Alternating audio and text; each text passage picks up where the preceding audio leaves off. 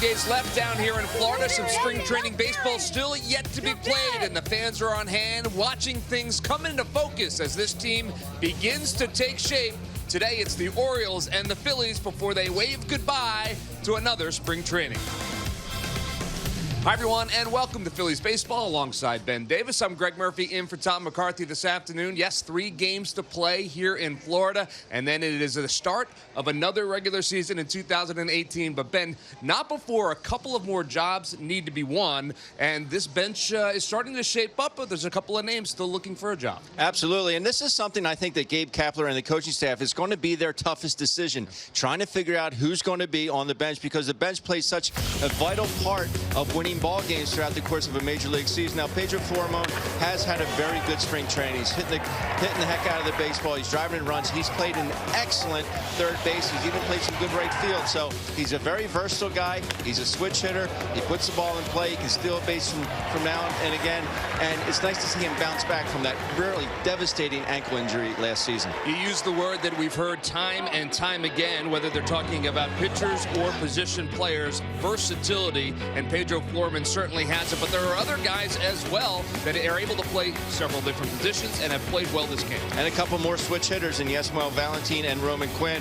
I think Valentin might have the edge because of his versatility again, and also the power he provides at the plate. But 8 stolen bases for Roman Quinn will make that decision difficult for the guys. All right, let's talk a little bit about the men throwing the baseball, because once again, there are jobs to be won in the Phillies bullpen and in the Phillies rotation. We'll concentrate on the bullpen. We know a couple of guys for sure because the Phils went out and spent some money this offseason. Absolutely. Pat Neshek is one of those guys. Tommy Hunter is one of those guys. The good part about this bullpen, we knew they were going to be good going into spring training, and they've showed that this spring.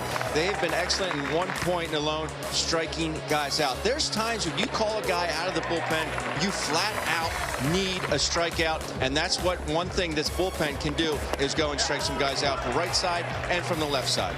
Adam Morgan had a terrific second half of the season last year, and you expect this guy probably ending games for the Phils this year. Absolutely, and Hector Neris, he's found that splitter again. The fastball's had a lot of life on it, so yes, I would see him in the closer's role. All right, we're going to talk to Phillies general manager Matt Klentak in this game to talk about that roster construction. Today, Nestor Cortez will go for the Orioles. He is battling for one of their rotation spots. Nick Pivetta will be in the Phillies rotation, and he makes start number 6 this season. Well, it is all winding down, and things are coming into focus. There's a couple more buttons to press. The truck is fired up. We're ready to go. It's spring training baseball. Lineups and first pitch when we come back. Phillies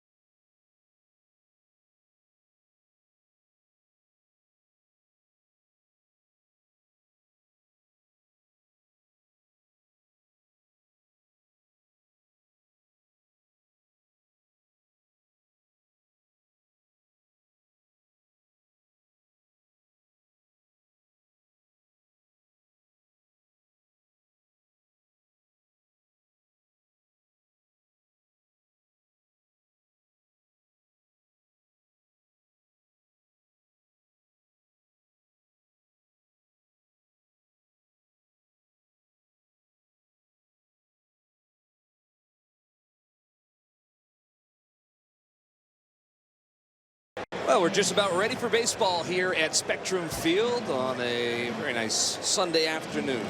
Get set for the Phillies and the Orioles. The youngsters, the little leaguers from the Clearwater area still out on the field getting some autographs from the Phils and some high fives as well as we get set to get things started. Nice crowd on hand as Baltimore fans have made the short trip up from Sarasota. Well, today's starting lineup for Baltimore is brought to you by Xfinity, America's best internet provider, according to speedtest.net. Craig Gentry will lead it off and play right field, followed by Mullins and Mancini. Pedro Alvarez is the designated hitter. He'll bat fourth. Danny Valencia, Chance Sisco will do the catching. Anthony Santander, Ruben Tejada, and Luis Sardinas will play shortstop at bat ninth, and they will face Phil's right-hander Nick Pivetta, making his sixth start of the spring. He's 0-3 with a 4.7 ERA. And Ben Davis, we've seen some good out of Nick Pivetta. We've seen some things where he is continuing to work as a young man trying to solidify that spot in the Phillies rotation. It's still a work in progress. We know about the good stuff that Nick possesses, 91 and 97 with that fastball, curve, slider change. He's had some good innings. He's had some bad innings. Hopefully he can eliminate the bad innings. As we said at the beginning of the broadcast, Nick Pivetta will be in the Phillies rotation when teams break and head north, and Phil start the season in Atlanta.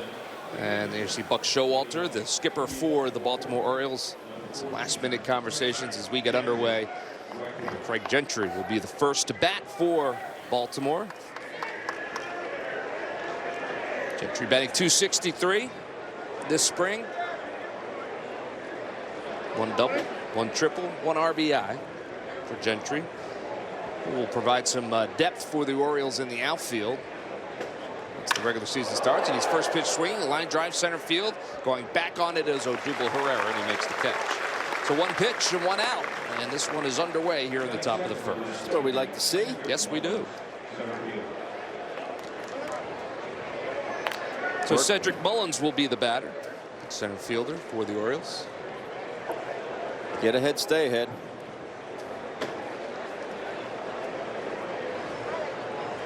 I think we use the term pitch efficiency so much when we talk about Nick Pivetta. We talk about Vince Velasquez. You know, these guys have such electric stuff, and it's just a matter of being able to, you know, figure out how to limit the walks and limit the full counts so that they can get deeper into ball games. Swings and fouls that one straight back, so quickly 0-2 to Cedric Mullins.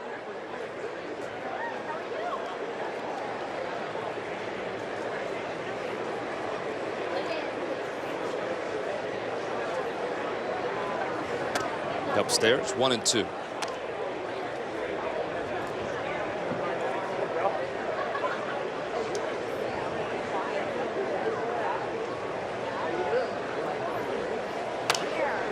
Foul ball and out of play. So the count remains 1-2 to Cedric Mullins. Phil's defense is the shift on for Mullins. 3 infielders on the right side. Only the third baseman, Michael Franco, there on the left side in the shortstop's position.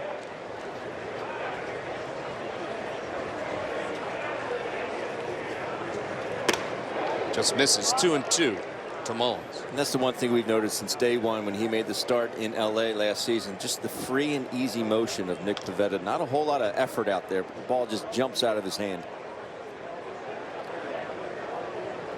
And he swings and misses, does Mullins, to the first strikeout for Nick Pivetta, and the second out of the inning here in the first. And that's where we talk about stuff. Now, Nick Pivetta completely misses his spot. You see where Jorge Alfaro's mid is. Completely misses his spot, but able to get away with it. That's when you know you have stuff. You don't always have to hit your spot or be perfect to get an out. And that's the kind of stuff that Nick Pivetta has. And that's the kind of stuff that he needs to trust going forward. Trey Mancini is the batter for the Orioles. He takes that first pitch on the inside corner for a strike.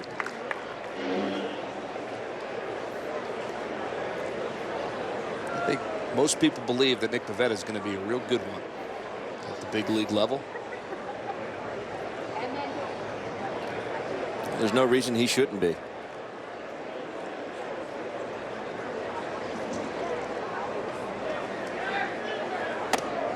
Lines and deals, and Fastball right past Trey Mancini, and it's 0-2 now. 96 miles per hour.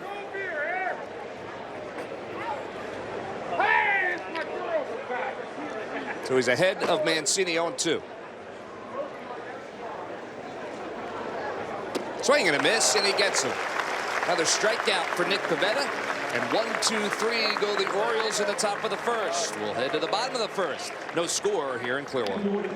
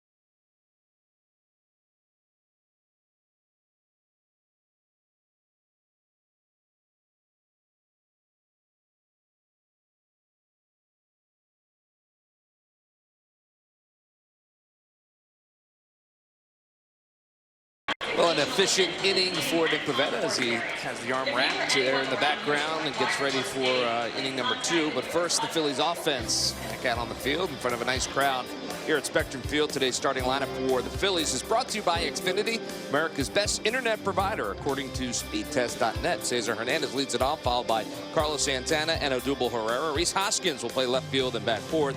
Aaron Alter, Maikel Franco, and Jorge Alfaro batting eighth, and the designated hitter is Pedro Florimon, and Roman Quinn will get the start at shortstop and bat ninth, and they will face Nestor Cortez Jr., making his fourth start this spring. He's 0-1, and he has a good live left arm, does Cortez. They really like this youngster. You see the scouting report, Ben. Yeah, 3-pitch pitcher, 36th-round pick by the Yankees back in 2013, but just another lefty the Phillies have to face today. That one finds the outside corner for a strike. So 1-1 to Cesar Hernandez.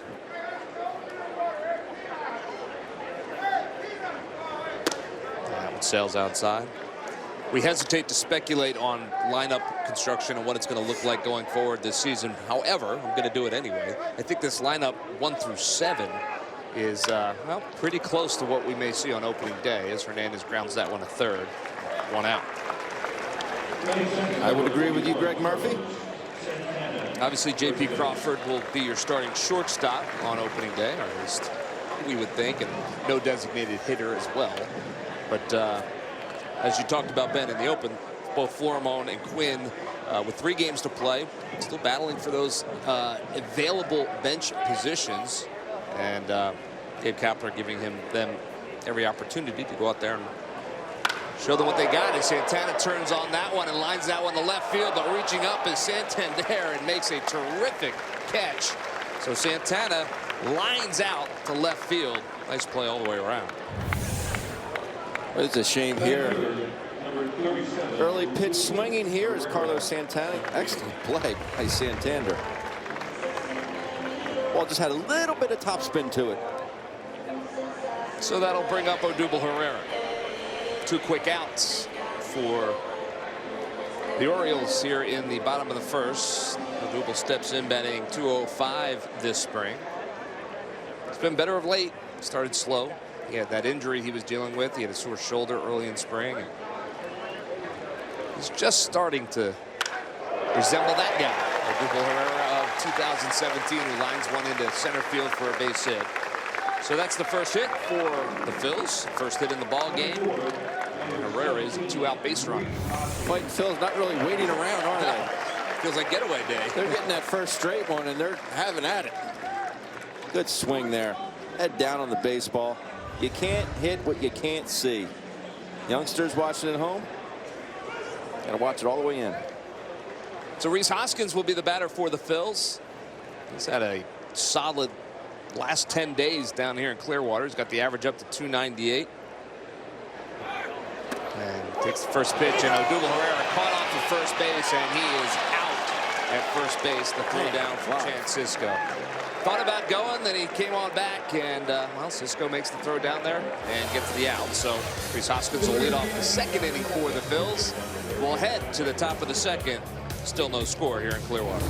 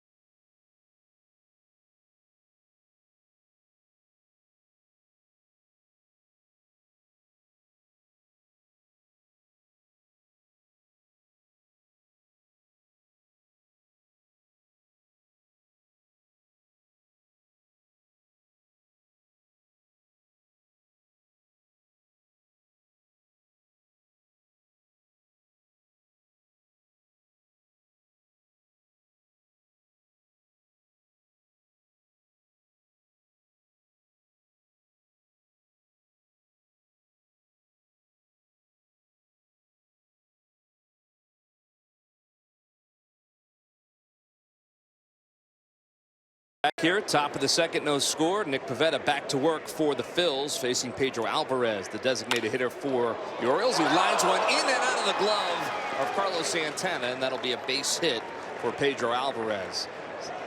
Santana laid out for it, had it for a second, and then lost it. Was hit hard. Definitely a ball that Carlos should come up with. That was in and out. So it is a base hit for Pedro Alvarez. And everybody's swinging at first pitches, Ben. Everyone's doing it. That'll bring up Danny Valencia. Don't they know they're not supposed to do that when you say that? Batting .289 this spring. But Dad, everyone was doing it. Did that ever work for you? No. First pitch is, I guess, a little bit low for a ball. It's 1-0. Valencia with 2 home runs and 80 RBIs this spring. Playing third base today for the Orioles. Alvarez leads off first. As Pivetta works from the stretch. Foul ball. 1-1.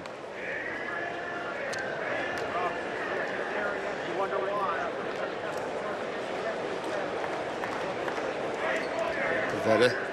Just 10 pitches in the first inning to record the 3 outs.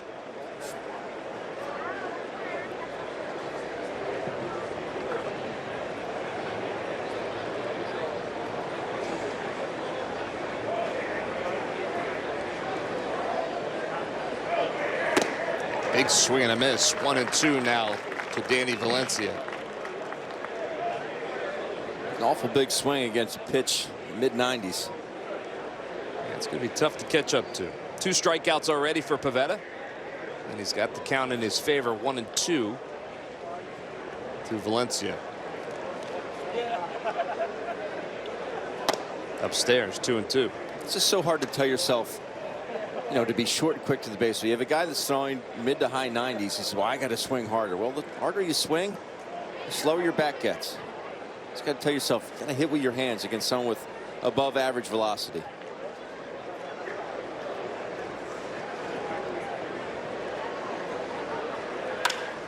Fly ball right field. Aaron Altair over towards the line, makes the catch. And that is the first out of the inning. Well, the inning ended for the Phils in the bottom of the first. Odubel Herrera looked like he was trying to steal a base here, Ben, and spins his wheels in the fresh dirt. You take a look, and I think he thought, I'm not going to get there, but he was in no man's land. He was in no man's land. Just, you know, if you realize you're out there, you just got to bust it back as hard as you can. There's a little hesitation there by Odubel. Easy pickoff for Chance Sisco. Speaking of, Sisco is the batter for the Orioles. Alvarez leads off first, and Sisco takes that first pitch inside for a ball. It's 1-0. Sisco told the other day that he had made the opening day roster for the Orioles. He had a terrific spring. You see the numbers right there. One of the Orioles' top prospects, and got called into Buck Showalter's office. He thought to talk about the game plan for that afternoon's game, but instead they told him that he had made the team. And that one is lined and looped in the left field for a base hit. So off the hands, but it's a base hit for Chance Sisco, and the Orioles have runners on first and second now with 1 out. Just got enough of it.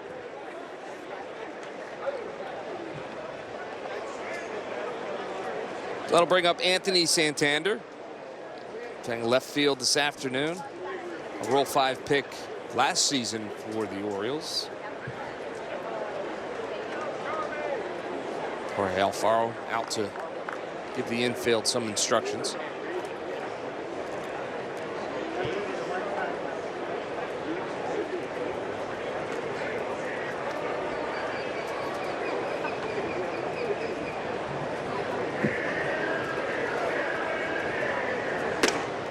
First pitch over for a strike.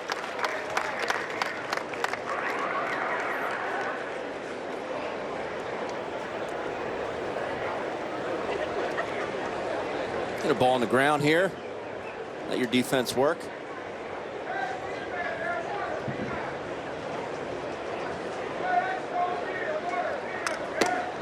Just misses outside for a ball. It's 1-1 to Santander. Ruben Tejada, second baseman, waits on deck for the Orioles. 20 pitches now for Nick Pivetta. There's Tejada.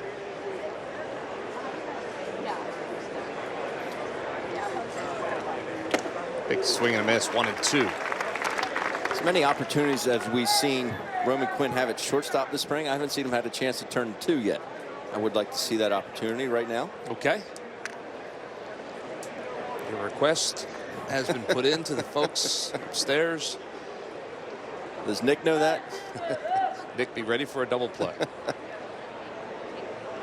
1-2 pitch. Swing and a miss, and he gets him. Another strikeout for Nick Pivetta in a good spot. His third of the afternoon, and that's the second out here in the top of the second. That's a good hook here. Yeah. Hard. Man, excellent pitch there by Nick. It's a strike, it's a strike, it's not a strike. But it is. To throw a curveball that hard at 80 miles an hour, that's tight spinning. So Ruben Tejada will step in with runners on first and second, 2 outs. Saw his numbers, 194 this spring. First pitch is just inside for a ball. It's 1-0.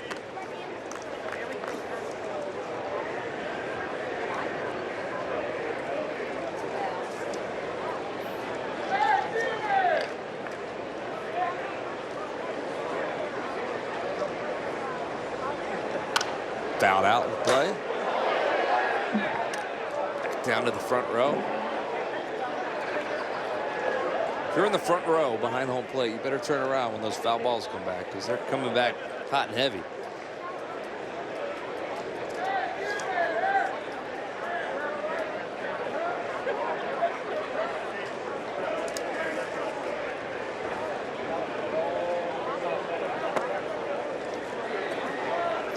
This misses 2-1 now to Tejada.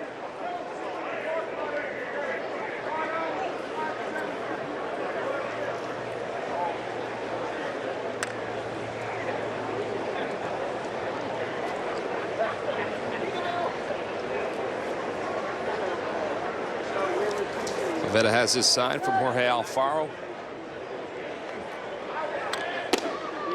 Over for a strike. It's 2-2. Borderline strike there. But I think definitely a pitch that needs to be called. I mean, if you can live down there and get that pitch called consistently, Be a long afternoon. It's going to be a long afternoon for the Orioles. Yeah. Well, the count is 2-2 with 2 outs in the top of the second.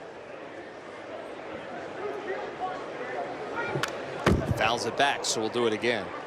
Take a look at the pitch you were talking about here. And Jorge presents it well. He sticks it out in front. Gives home plate umpire Brian Peterson a good look at it. Yep. It's strong hands there by Alfaro. We'll talk about that throughout the game, but the improvement that you've seen from Jorge Alfaro this spring behind the plate, certainly a positive sign for the Phillies going forward. A 2-2 pitch. And over for a called third strike. So he freezes him with the breaking ball, and he gets the strikeout, the second strikeout of the inning. 4th strikeout already through 2 innings for Nick Pivetta. There you see it. See you later. Nice job.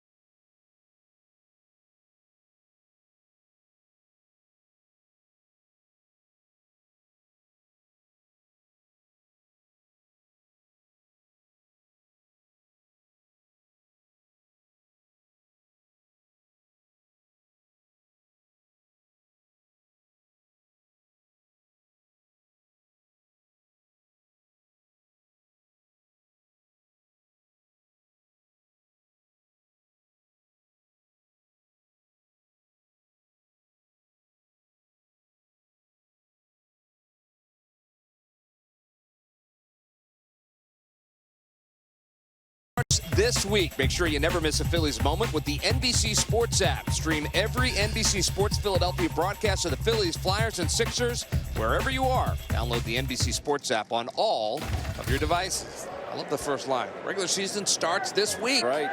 It's hard to believe. You see Nick Pivetta through 2 innings of work. He's looked good so far. 4 strikeouts for Pivetta. Rhys Hoskins will lead it off. He was at the plate when Odubel Herrera was picked off first, and he takes that first pitch over for a strike. And there you see the numbers of Rhys Hoskins. Most of that damage coming in the last week or so for Rhys as he hits that one high and deep to left field. Santander going back on it, looks up, and that ball is gone. Rhys Hoskins with his 5th home run of the spring, and he puts the Phillies on top 1-0 here in the bottom of the second. Good looking swing down in the count 0-1. Cortez Jr. tries to sneak the ball in right here. See where Francisco is set up. It just never gets there. Good swing. He doesn't. That shows you how strong Rhys Hoskins is. Didn't even get all of it and hits it way on out of here. Good looking swing. Well, I think Rhys Hoskins is ready for the season to start because he is swinging a hot bat right now. Speaking of a hot bat, Aaron Altair has had a good spring all the way through. He steps to the plate. Altair batting .265 so far this spring. Count is even 1-1. 3 home runs, 9 RBIs for Altair.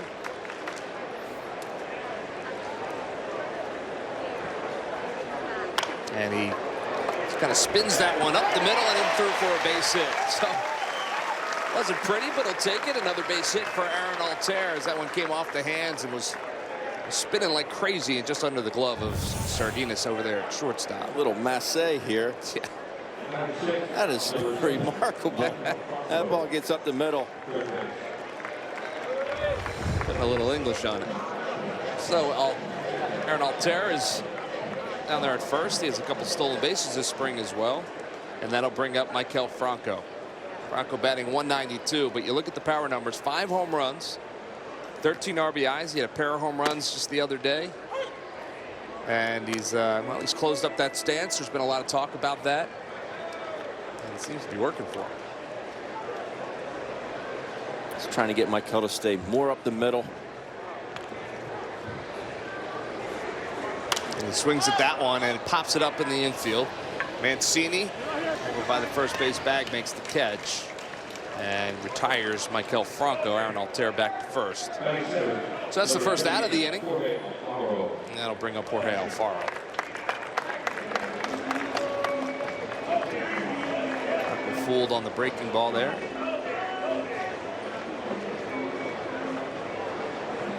Alfaro steps to the plate. Batting 286.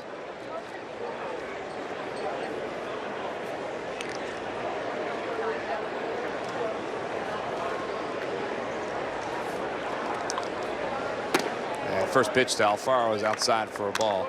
We got word this morning, Ben, that speaking of the catcher's position, Alfaro, of course, we assumed going into the season would be the starter, and it appears that will be the case, and that Andrew Knapp will be the backup catcher for the Phils, as Cameron Rupp was designated for assignment today to make room for Drew Hutchinson, who's pitched very well and will be a part of the Phillies pitching staff, it appears. Whether it'll be part of the rotation or in the bullpen, that still remains to be seen.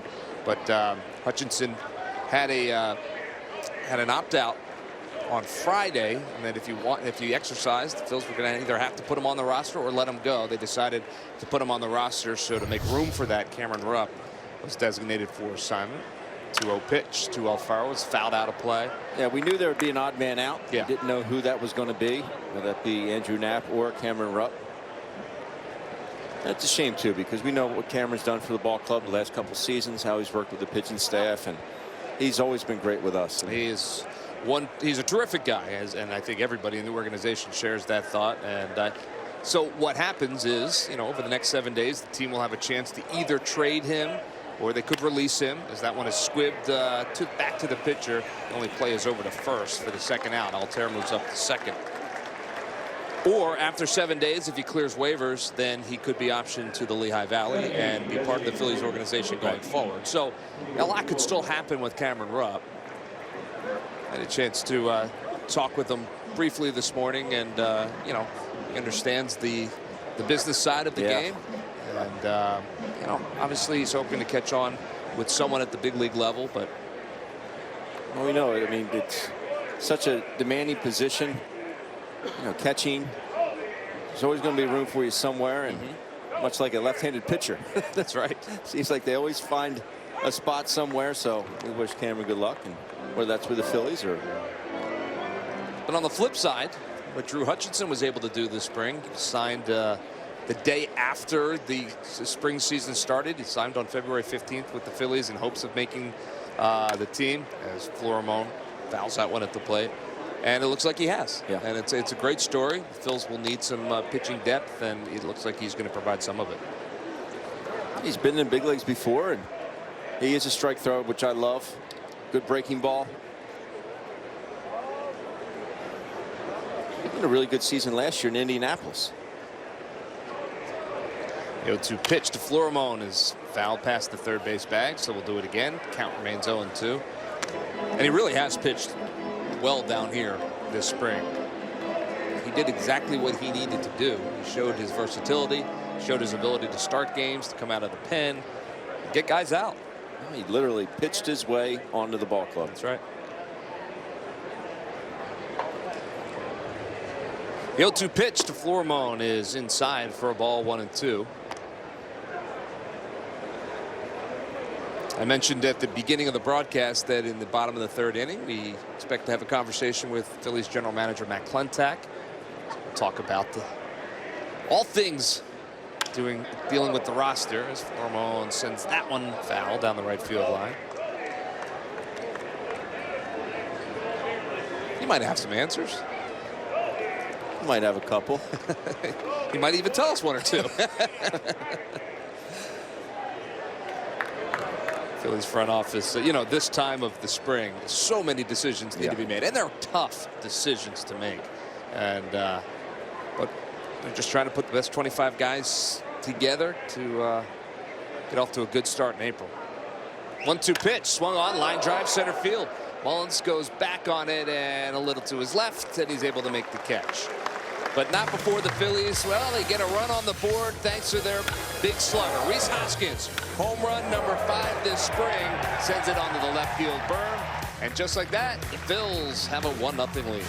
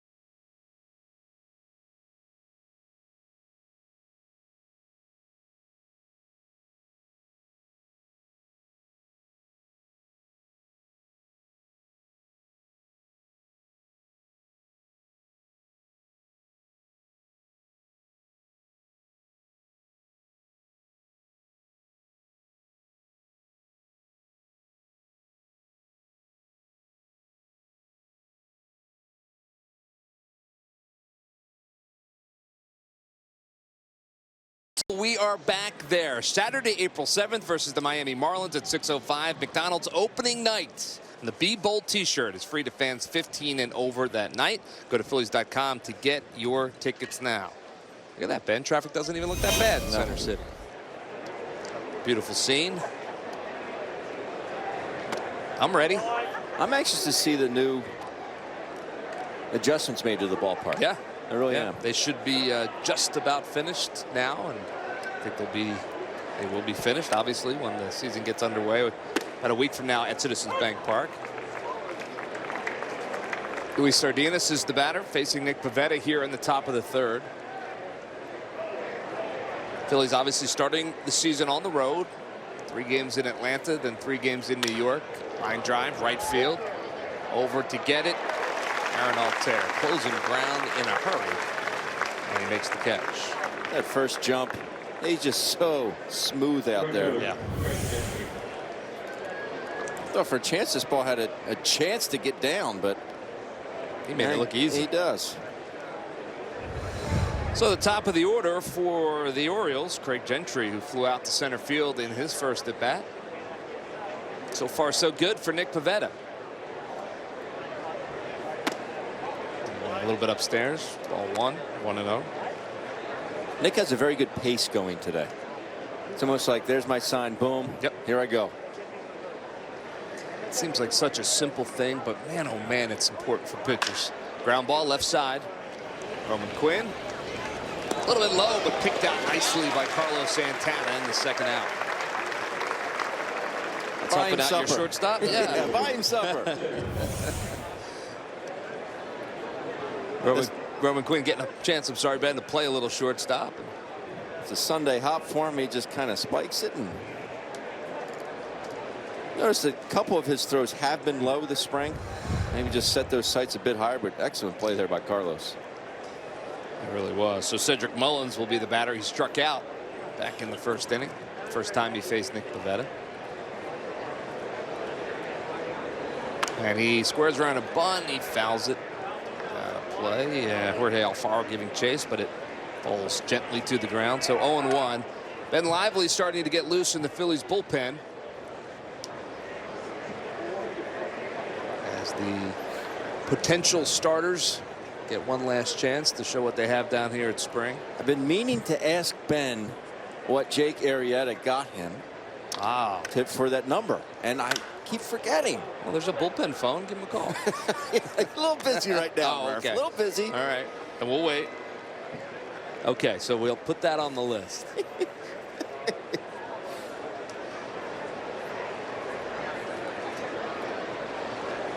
I had to get my number up once in Chicago. 2. I'll leave that name out. Okay. I never got what I asked for. I was very demanding. You're not going to tell us who it was? It's Robbie Alomar. Oh, okay.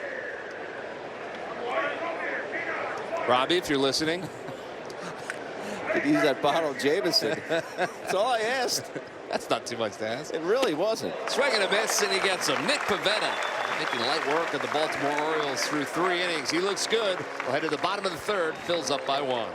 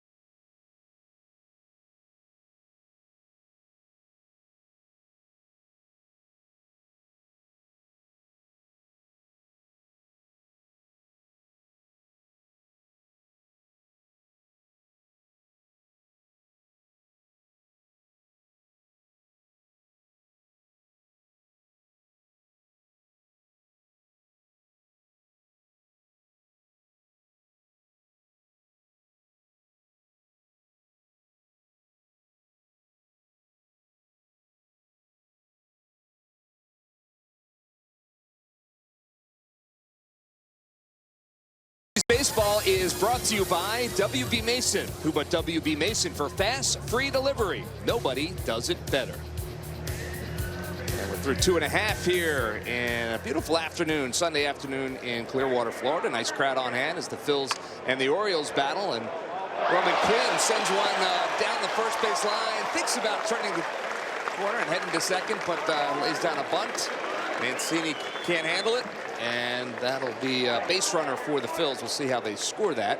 But a lead-off base runner for the Phils. And it's a base hit for Roman Quinn. And as we told folks, we welcome in the Phillies general manager, Matt Klentak, into the booth. As spring training begins to wind down, who better to talk to? Yeah, first of all, thanks for the obstructed views. Yeah, I tried to move over as much as I could. Trust me, I'll tell you what's happening. But yeah, it's good to see you, and I know it's obviously a very busy time for you and your guys in the front office as the throw over and Roman Quinn gets back. You know, this time of spring, so many decisions to be made. We started the broadcast talking about the bench spots and guys like Pedro Florman and Roman Quinn, and you know, you have some tough decisions to make because these guys have all played very well. Yeah, no doubt. And you know, I mean, the decisions have been ongoing here for the last couple of weeks. You guys know this. We've made cuts beginning several weeks ago, and you know, every few days we're sending somebody else out. But now is when the tough decisions come in. Guys that have really been battling all spring and had really good camps. You know, we're just trying to figure out what the best group is to break with us. We know we're going to need a lot of these guys throughout the year, but what's the best group to go with? And you know, when you have a lot of players that have been productive and stayed healthy, that makes those decisions and those conversations pretty difficult. Does the decision for guys like the guys I just mentioned, does it just come down to maybe one particular skill set that they may have that the other guy may not possess? And like you said, you'll probably need all of them at some point. But is that a fair statement that, you know what, we need this or we value this right now? It can. You know, sometimes it boils down to something that simple. Sometimes it's not. you know, in this particular case, again, knock wood, but, you know, we've had remarkable health and production from our position player group. The guy who just stole the bag, Quinn, has done everything right this spring. You know, yesterday he stole 3 bags. Here he bunts his way on, steals second base. Like, that's the type of impact that Roman Quinn can have. Yeah, that's a skill set that that he possesses that maybe someone else doesn't. 9 stolen bases now this spring for Roman Quinn. We talked about in the open about how, you know, versatility plays such a huge role. How big is that really, you know, moving forward? It's really something that's starting to take its own shape here in spring training. We're seeing a lot of guys, a lot of clubs doing it. Guys can play all over. It just makes, you know, decision making in game so much easier. It's such an advantage to the manager when you know you can, you know, pull a pitcher and make a double switch, and you've got somebody coming off the bench who can fill in anywhere. You know, credibly, you know, defensively, and play very well. It just opens up so many doors, and that's why we've seen a lot of our players, Quinney being one of them, but Valentin and Florimon, and, you know, before we released them, you know, some of the other guys we had in camp. There's just a lot you can do with that, and I think it's something Cap embraces, and I think so far our players have really embraced it well. So it's been cool to see, and I expect it will continue during the regular season. Well, we just touched on the news from this morning that Drew Hutchinson has, I guess, has made the team at this point, and Cameron Rupp has been designated for assignment. Talking about very difficult decisions, I would imagine that conversation was hard for you. Yeah, and that's exactly what we said to Cam this morning was, you know, these decisions are never easy, but particularly when it's someone who was drafted by this organization, developed through the system, came up to the big leagues, and really handled himself like a pro the whole time. And you know, I have a lot of respect for Cam. I know the teammates do. I know the fans do.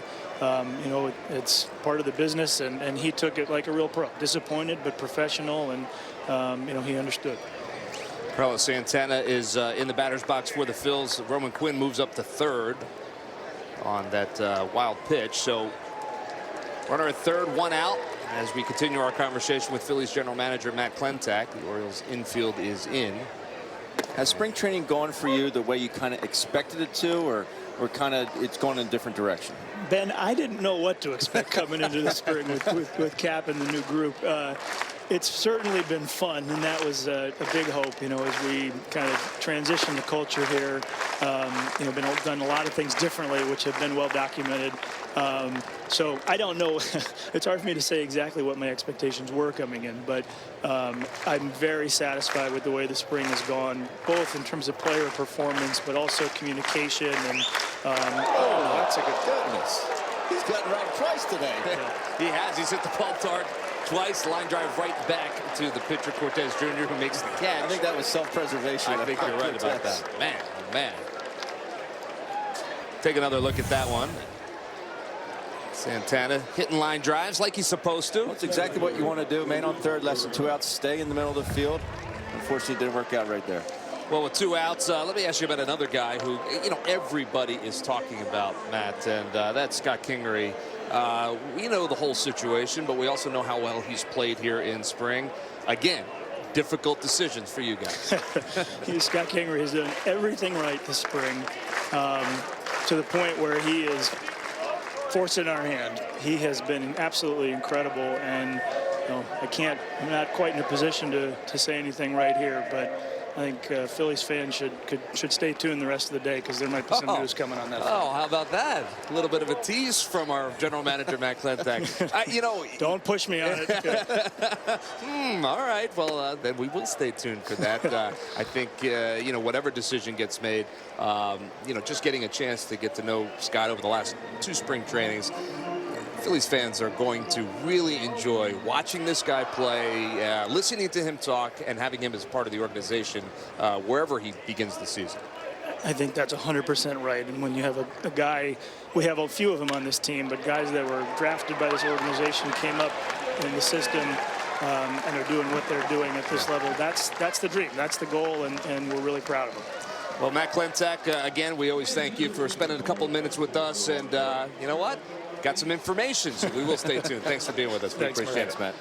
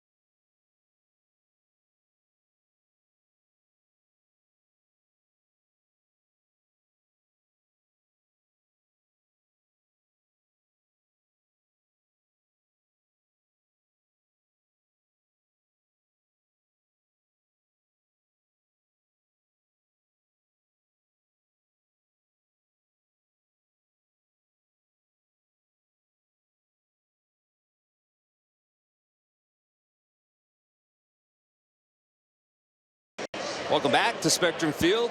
Phils and Orioles, and don't forget the Phillies Spring Ballpark Pass is back. All April games excluding opening day, 15 games in total for only $50. Tickets are accessed through the MLB.com Ballpark app. So visit Phillies.com/springpass to purchase those tickets today. That's a lot of baseball in April for a pretty good price. As the Phils, Nick Pivetta gives way to Ben Lively. Appearing in his 6th game, is 1-1 with an ERA of 2.84. Nick Pivetta. Holy mackerel. Yeah. He was really good today. That was great to see. Holy mackerel. So the Phils, obviously he could have continued on in this game, but the plan was to get him out after 3 innings, and that's what they executed. So Ben Lively now will get some work. Another guy who is probably going to be in the Phillies rotation going forward. See what Ben can do as Trey Mancini steps in and takes that one over for a strike. It's 1-2 now to Trey Mancini. And we will talk a little bit about what Mr. Klentak had to say as well. Lively works quickly as always. The 0-2 pitch upstairs, 1-2. Interesting thoughts from Mr. Klentak about Scott Kingery. No, it's part of my job description, but I'm kind of at a loss for words right now. Well, it will remain to be seen what that all means, but I think he left the door open that maybe Scott Kingery makes this team and heads north with this team. So I know a lot of Phillies fans have been clamoring to have Kingery as part of the opening day roster, and for lots of different reasons. I would have said it was unlikely that he would have started the season, but maybe it's a little bit more likely now. We'll wait and see. You have to, I mean, anxious to hear that announcement.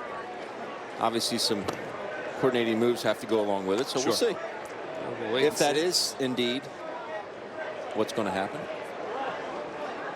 Well, I'll tell you what, if we find out anything, we'll let you know. How's that? Sounds good to me. 2-2 pitch, ground ball left side. Franco charges, and strong throw across the diamond, and he gets Mancini. Nick Pivetta was really good today. The word efficient, that's the word you want to apply to him, and man, oh man, he was. 5 strikeouts in the 3 innings, and he got ahead and just was able to put guys away. That's what we noticed last season with Nick. You get down in the count against Nick Pivetta, he will put you away. Yeah, they had very good fastball command today, and the curveball. Hello, Uncle Charlie.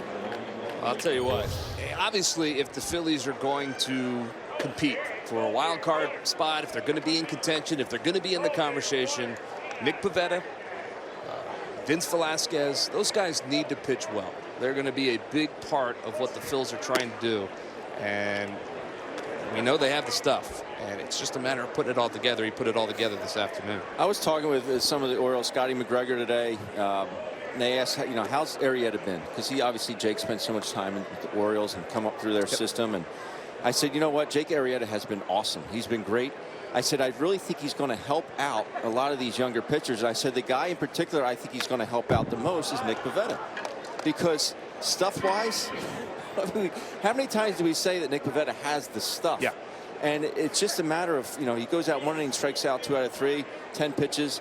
But how's he going to bounce back that next inning? And I think that's, we talked about Nick, Jake the other day having the conviction. And I think that's something that he's going to instill in someone like a Nick Pivetta, having that conviction every pitch. It's funny you say that, because I had the exact same conversation about Vince Velasquez and how Jake Arrieta, I believe, is going to be able to help Vince Velasquez in that case. Has been lively. Gets the strikeout there, second out of the inning. For all the same reasons that you just said. Velasquez has the stuff, we know that, and it's just his ability to put it all together. Nice pitch right there by Ben Lively to get the strikeout. And I really do think that a guy like Arrieta, and Aaron Nola obviously, but Arrieta who has done it at this level, at a very high level, I think it's going to help them both. Danny Valencia will be the batter for the Orioles, and he swings through that pitch. I don't think he saw that one, Murph. not as well as he needed to. And it's quickly 0-1. We know about Ben Lively. You talk about a guy who goes after it. We've described him as a bulldog many, many times. It's the best part about being in the booth. I'm glad I never had this swing. Yeah. Glad I never did that. You know, there is videotape. There's plenty of it. Quinn has it. And that throw is perfect across the diamond. Santana fires it back to Franco. And we're through 4 here at Spectrum Field.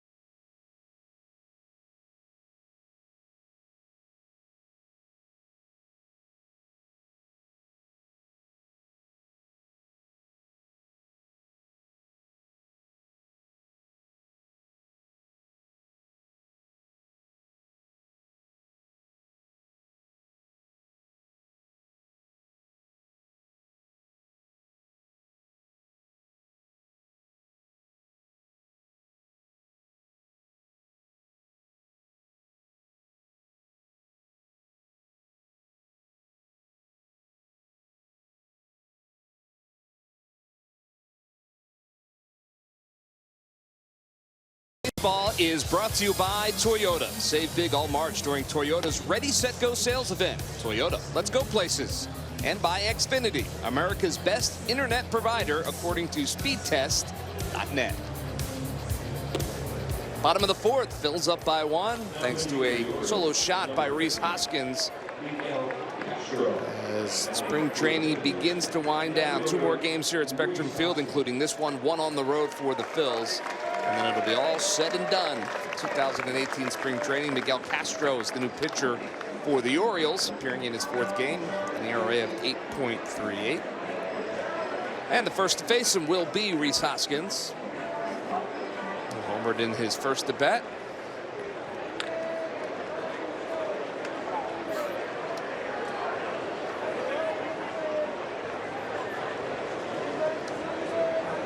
First pitch from Castro is inside for a ball, and back to the 2nd inning we go. He was leading off. Cortez Jr. tries to get a pitch in on Rhys Hoskins at 88. Didn't get in there. Good looking swing by Rhys, and I think that at bat against Cortez Jr. is a little bit more comfortable than this one. I would think that's probably true, lefty righty. But first pitch at 98 at his ribs. Thankfully Rhys was able to get out of the way. The count is 1-1 to Rhys Hoskins. Castro 6'12", $140.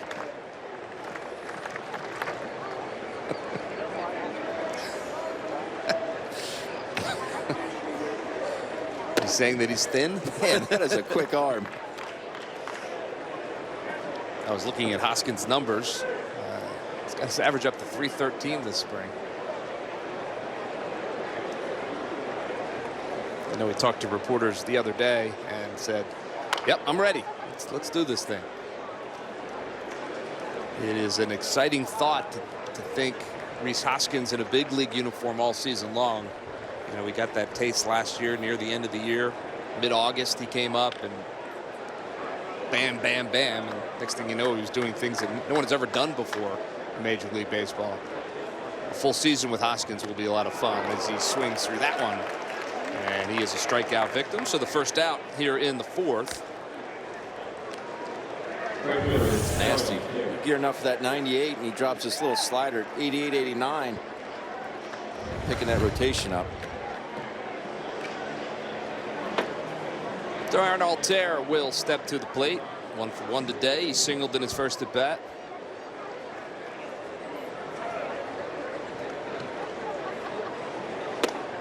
And the first pitch is over for a strike.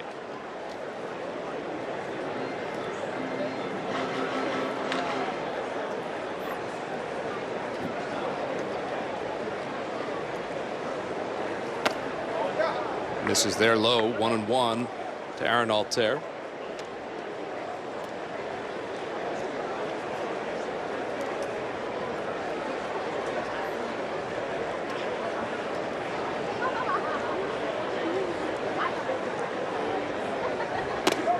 Side, ball 2.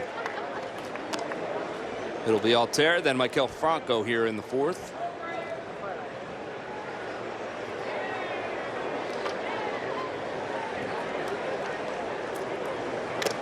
Big swing and a miss. Big swing, but it was quick. Yeah. And I talked about earlier in the game how sometimes you can get out of rhythm. You swing too hard, your bat slows down. He cuts it loose. Still quick, though. Good swing.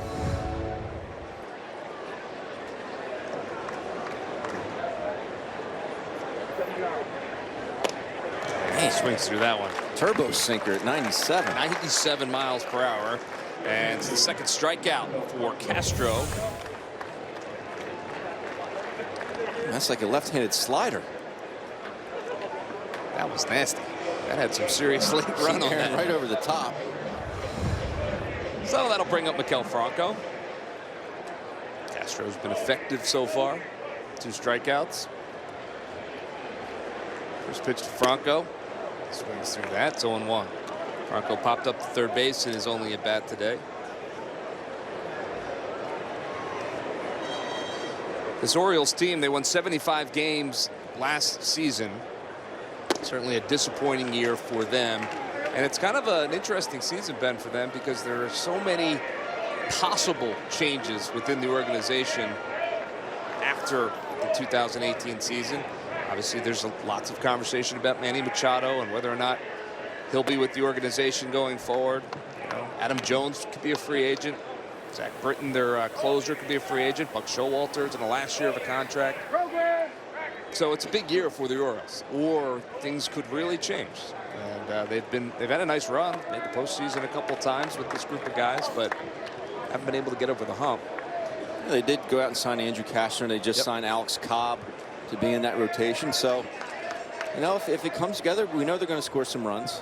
But I think the addition of those two guys, it's just a tough division to pitch in. It's a tough ballpark to pitch in. As Michael goes down and Miguel Castro strikes out the side. That's some nasty stuff. We're on to the 5th.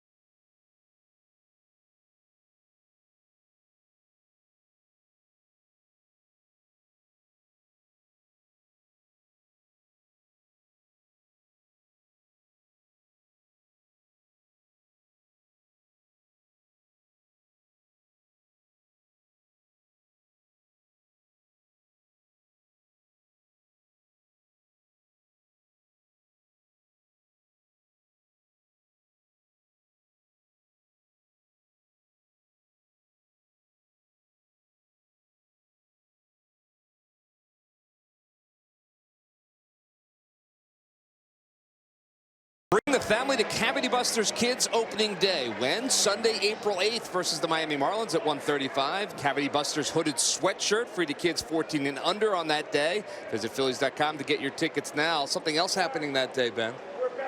Jake Arrieta going to make his Phillies debut on April the 8th as well. So why not come on out to the ballpark?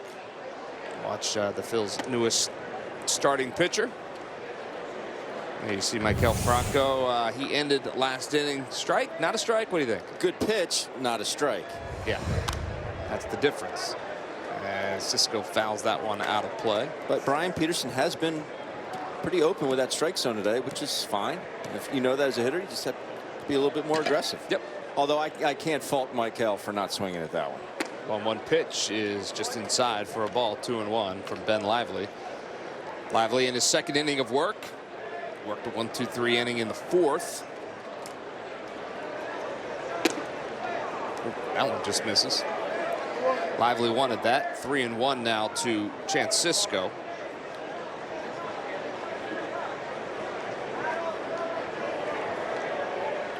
And that was a line drive to right field. Aaron Altair lets it fall in front. And it's a solid base hit for Cisco. He's 2 for 2 today, and he's a leadoff base runner here in the fifth. Well, we've been doing it all spring, but we're counting down to opening day, and we are, well, we're in single digits, well into single digits. 4 days, 2 hours, and 26 seconds from that first pitch in Atlanta versus the Atlanta Braves. A 4:10 start that afternoon. And do the zip line again this year? You know, might do that. Might climb the rock wall. Might play the whack-a-mole. Whack-a-mole, yeah. The possibilities are endless. And even work an inning or two. Hey, you never know. Yeah, you know. Jorge Alfaro. Looks like maybe he's having an equipment issue. Problem with the glove. Going over to the dugout. It's a mitt, Murph. Yes. It's a mitt. Yes, the catcher's mitt has been swapped out. It's in the glove family. It is in the glove family. Not a mound visit. Nick Marquetta asking our director. Not a mound visit. So Anthony Santander is the batter. 0-1 is the count. And nice hook there from Ben Lively. It's 0-2.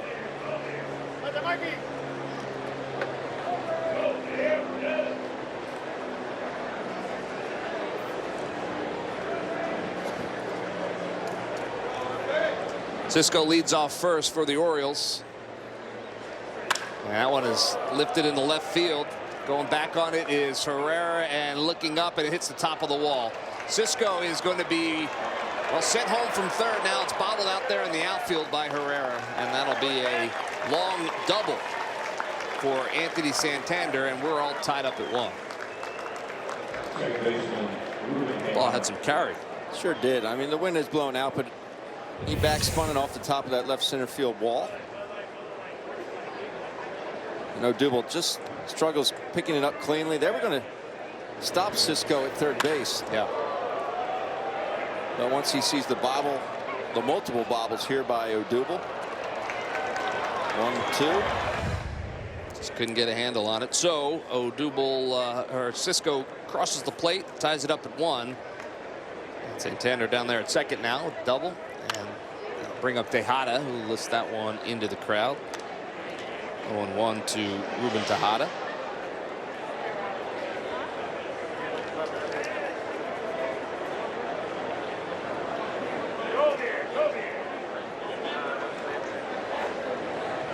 So a new ball game here in the top of the fifth.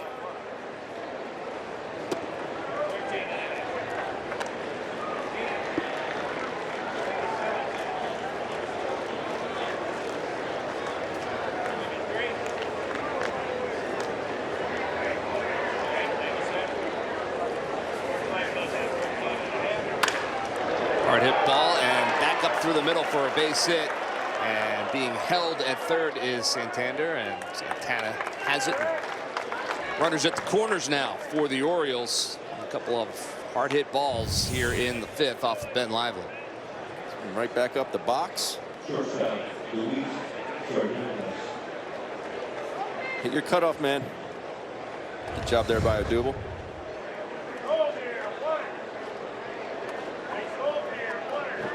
So the ninth batter, Luis Sardinas, will be the hitter for the Orioles. Still nobody out here in the fifth. Runners on the corners, 1 run across.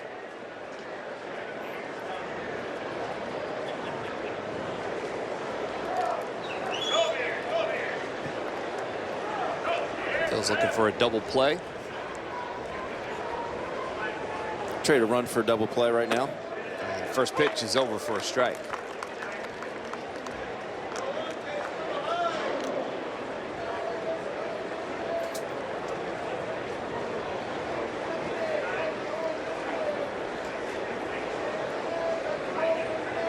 Quick throw over.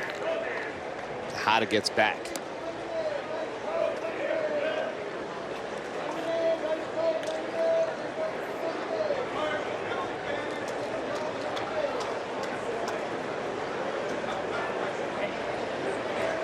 Lively has his sign from Jorge Alfaro, and the pitch right back through the box, and that may be the double play they're looking for. Quinn steps on the bag and fires over to first. The run does score, but as you said, Ben, they'll trade 2 outs for that run.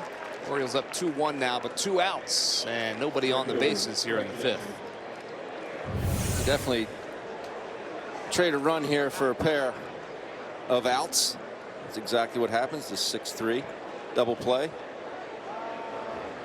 That's not the double play you were looking for from Roman Quinn, no, because you wanted to see how he turned it, but we'll take that for now. Craig Gentry, the batter, 0 for 2 today. Lively working quickly and finds the strike zone. It's 1-1. And all the double play, really, I mean, it's such damage control. It really is. You start here, nobody on, 2 outs. And that one's lifted to right field. Easy play for Aaron Altair, and that is the 3rd out of the inning. But the Orioles scored 2 in the frame, and we head to the bottom of the 5th. Phillies trailing by 1.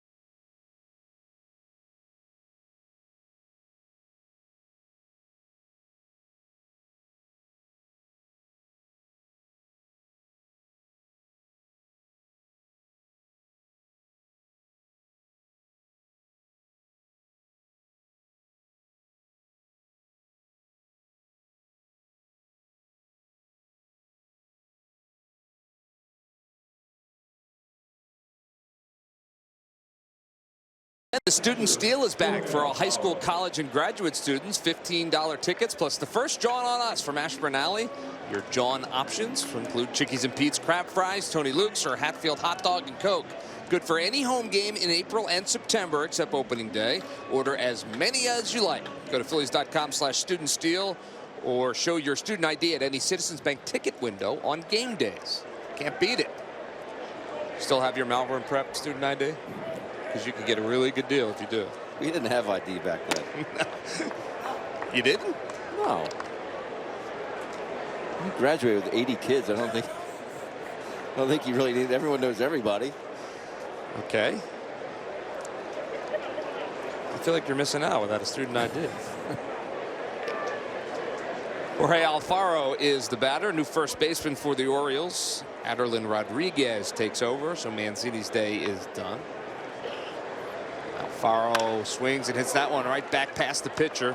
Second baseman, though, is there, Tejada, and he gets Jorge Alfaro by a step.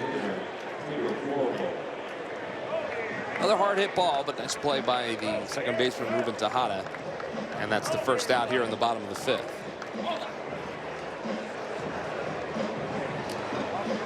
Bring up Pedro Florimon, who flew out in his only at bat. Center field.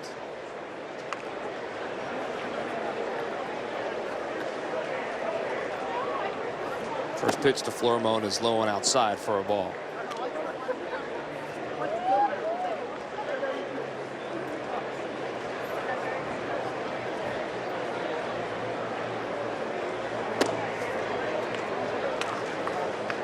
He swings through that pitch from Castro, and it's 1-1 to Pedro Florimon.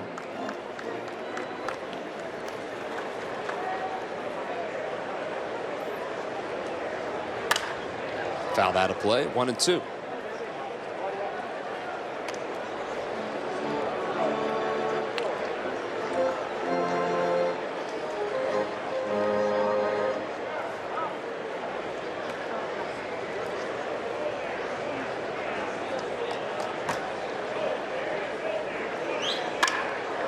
Pokes that one to center field. Mullins goes back and makes the catch. And that's the second out of the inning, just off the end of the bat for Pedro Florimon. And 2 outs here in the 5th, and that'll bring up Roman Quinn. That ball had some carry. And wind's not doing much. It's blowing out gently to left center field. You see it. Warm day. It's 80 degrees here, close to it.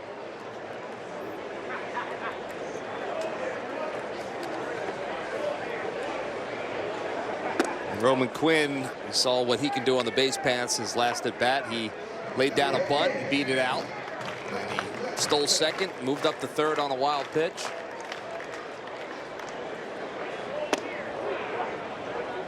Changeup.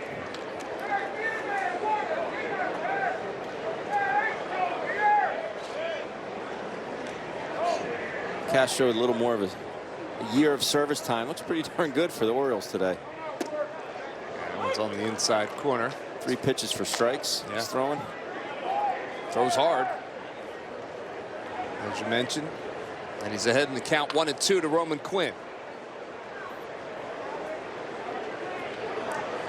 Swing and a miss, and he gets it. So another strikeout for Castro. And the Phillies go down 1-2-3. We're through 5 innings, and the Phillies trail by 1.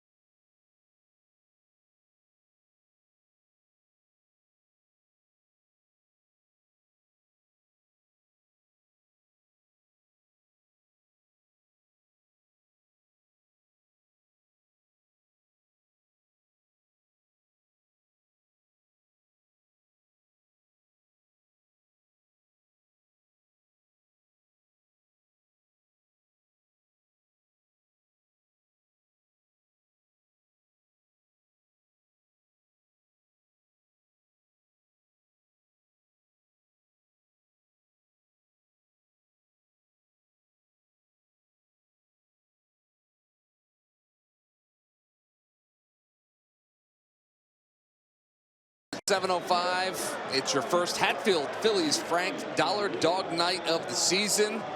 Visit Phillies.com to get your tickets. You can get them delivered via truck and cannon if you'd like. As the Philly fanatic, it's always good for that. He doesn't have to deal with the wind today like he was dealing with the wind. And so far, all the hot dogs have landed in the stands, which is a good thing. None on the playing surface. Good work, Philly fanatic.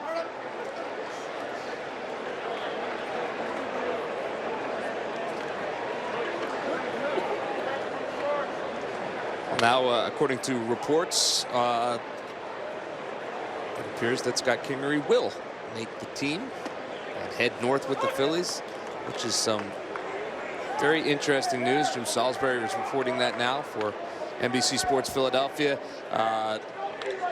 Obviously, Matt Klentak, who just joined us a couple innings ago, alluded to the idea that perhaps that was going to be a possibility. It's beginning to look like that is indeed a possibility. First and foremost, congratulations, Scott Kingery. Absolutely. What a dream come true. Make his first opening day roster. Mullins grounds that one to second. And you talk about, you come down to spring training, and I've had this conversation with Scott Kingery. You come down to spring training and you say to yourself, well, all I can do is make it a very difficult situation, very difficult decision for them, and hope that it all works out. You know, there's lots involved. There's contracts involved. There's other players involved. There's opt-outs. But you can only do what you can do. And Scott Kingery has certainly done that. He's had one of the best springs in baseball, if you look at the numbers. Much like he had last spring. Much like he had last spring. So that carried over into the season last year. He kept it up spring training this year. I mean, he's just. And I said to Matt Klentak, you know, I think Phillies fans who have been watching spring over the last 2 years and have been keeping tabs, you know, they know what they're going to get as Rodriguez swings through that Ben Lively pitch in terms of a guy who comes to the ballpark every day, plays hard, plays all different positions, you know, leaves everything out there on the field. And a 1-2 pitch, swing and a miss. Nice job by Ben Lively. Second out of the inning. But I think Phillies fans are really going to enjoy watching Scott Kingery play.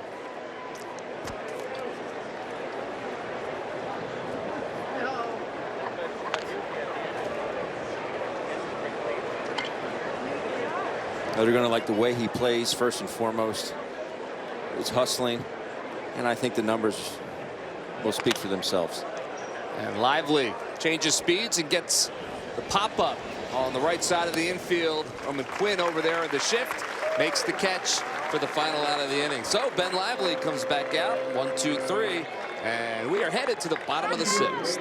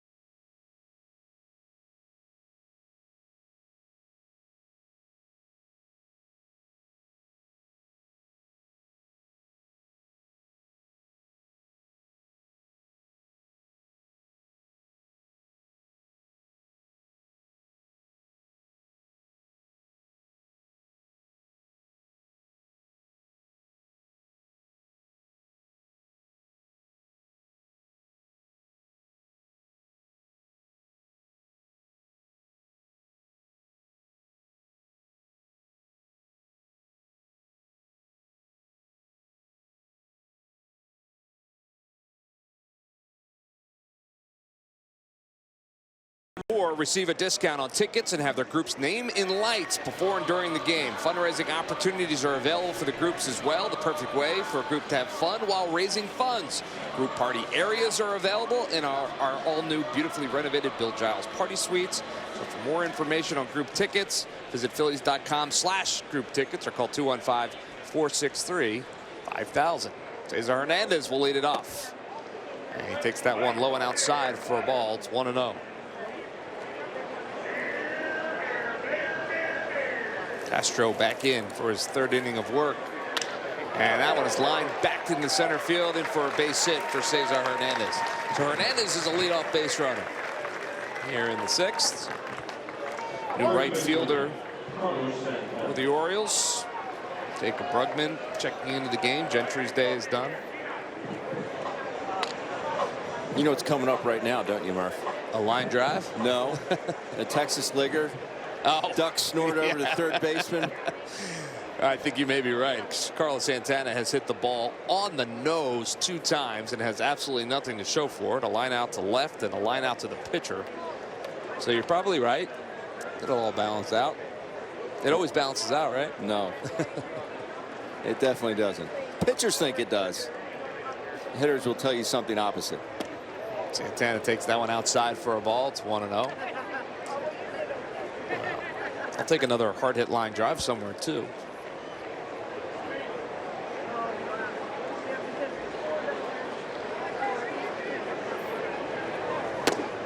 Big swing and a miss.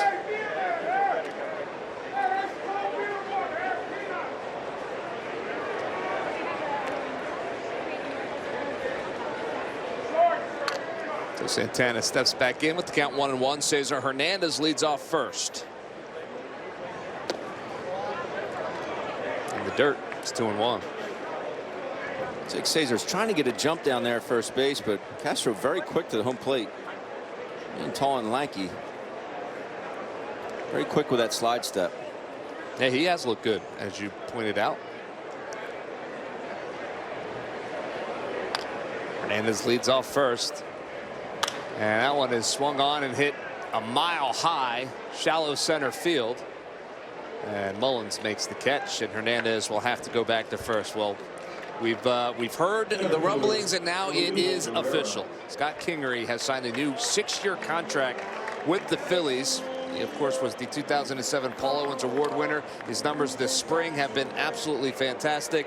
Phillies general manager Matt Klentak was here in the 3rd inning, and he alluded to the fact that Scott Kingery would be on the opening day roster. It is official. Congratulations to Scott Kingery. He is a member of the Fightin' Phils in 2018. Philadelphia Phillies, I should say, not the Fightins. But and he will come north with the team. So congratulations to him on the new contract. And once again, as the front office continues to try to put the best 25 guys on the field, they make the decision that he's one of them, and he needs to be a part of this roster going forward. There's one excited young man right there. Although you never know it. Yeah. Not a very emotional player, but well, he lets his play speak for himself. Yeah, word is he was told earlier today, I think was the story, that he was told earlier today about the new deal. Obviously, they've been working on it with him. So great news if you're a Phillies fan. As Odubel Herrera swings through that, it's 0-2.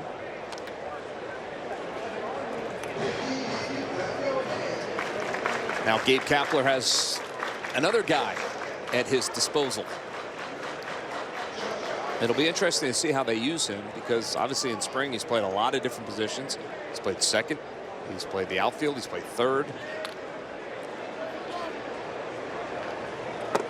And he swings through that one, does Odubel Herrera. So another strikeout for Castro, and that's the 2nd out of the inning.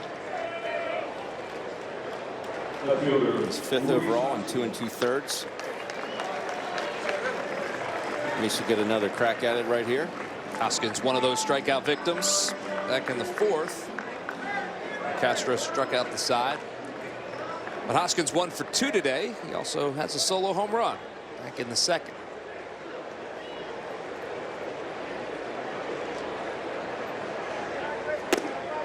That pitch is over for strike. So 0-1 to Rhys Hoskins.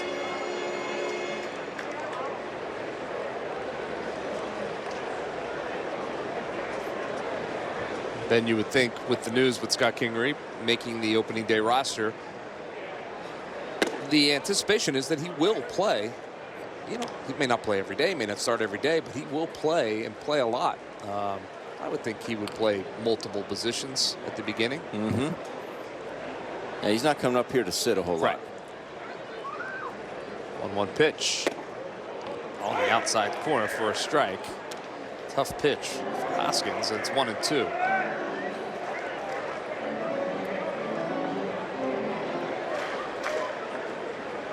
Well, that's going to be a challenge for Gabe Kapler, finding a spot for him to play every day.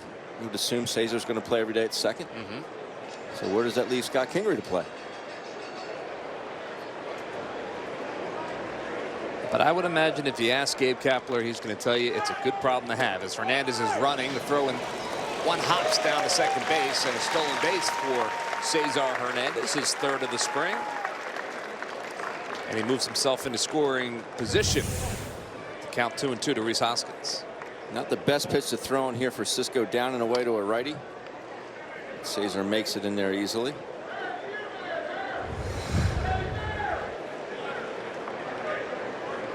So now with 2 balls and 2 strikes, 2 outs here in the bottom of the 6th. And this leads off second. Swing and a miss, and he gets Hoskins again. So Hoskins is a strikeout victim, and Hernandez left down there at second base. Will head to the 7th. Orioles 2-1. Good.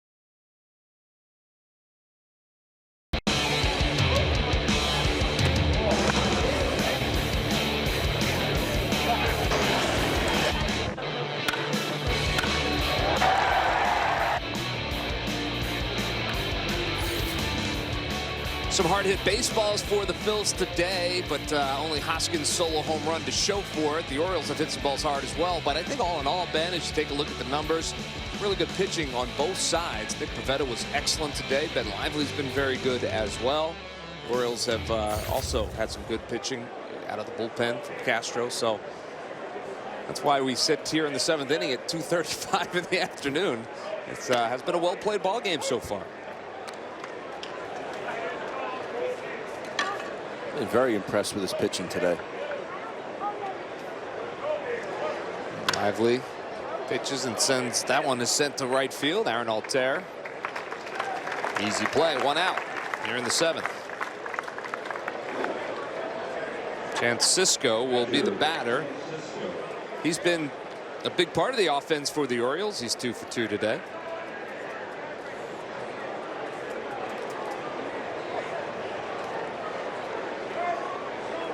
Hitting .455.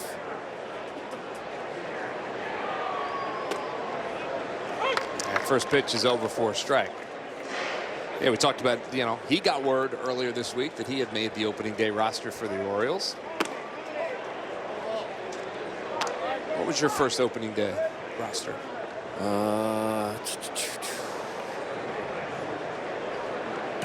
Good question. Do you want me to look it up? Either 2000 or 2001. I want to say 2001. I think. Cisco's retired 1-3. Okay, so 2001. Do you remember how it happened?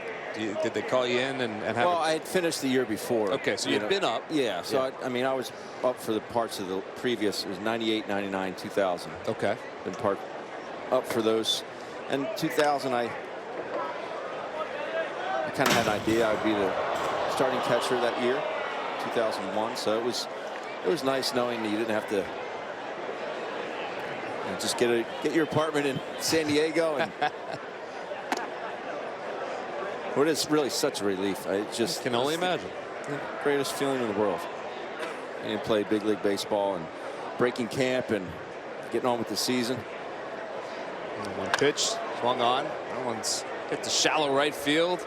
Altair, a couple steps in, and he makes the catch. Well, a couple of those guys getting word today that they've got a spot on the opening day roster if we head to the bottom of the 7th.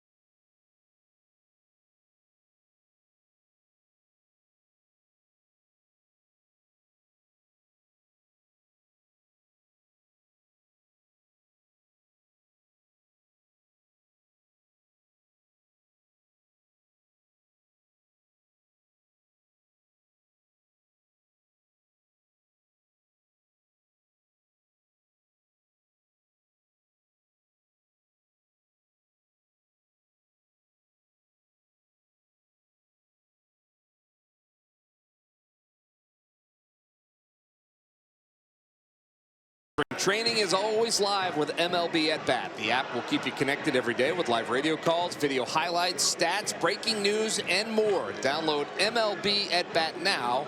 It's your #1 Phillies app. And if you're watching us on the app, you're watching a good one today. Phils trail by 1 to the Orioles as we head to the bottom of the 7th. Brad Brock is the new pitcher for Baltimore. He'll start the season as the O's closer, as Zach Britton continues to rehab from a torn Achilles that he suffered during the offseason. So Brad Brock will be the guy most likely that will close games for Buck Showalter and the gang until Britton comes back and is healthy.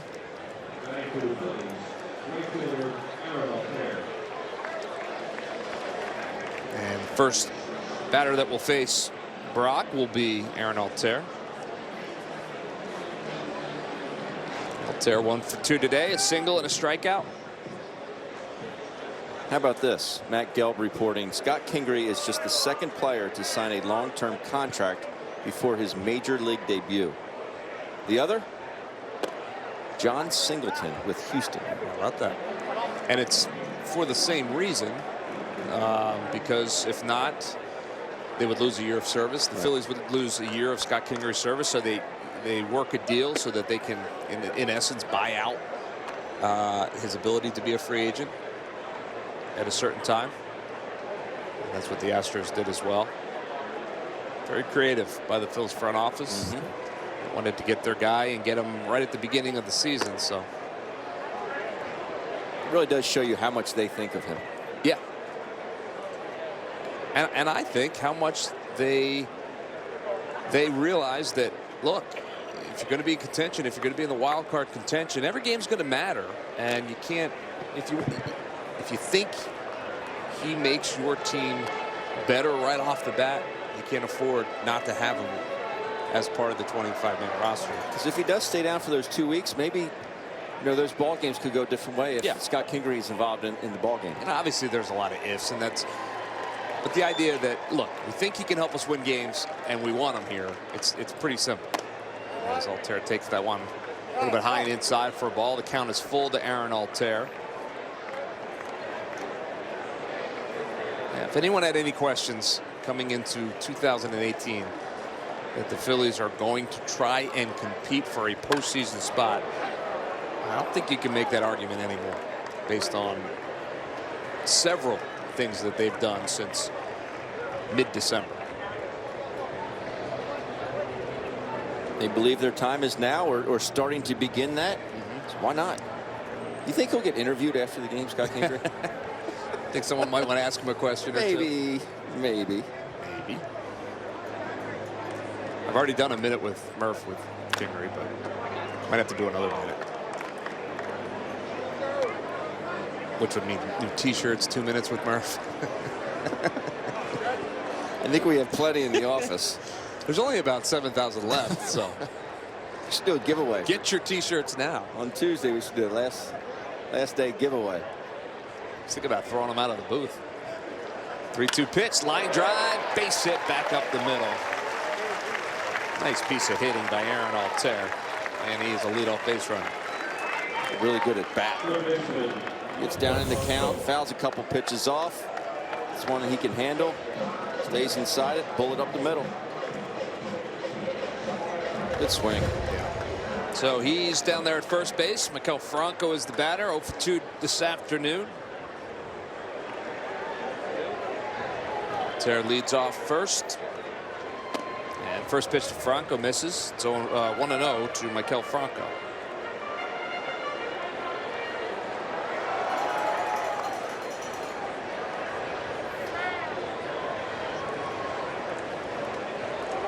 That one swung on, and that's hit well to left field. Turning around and looking at it is the left fielder Santander, but that ball is gone. No doubt about it. A 2-run shot by Maikel Franco, his 6th of the spring, and the Phillies regain the lead. It's 3-2.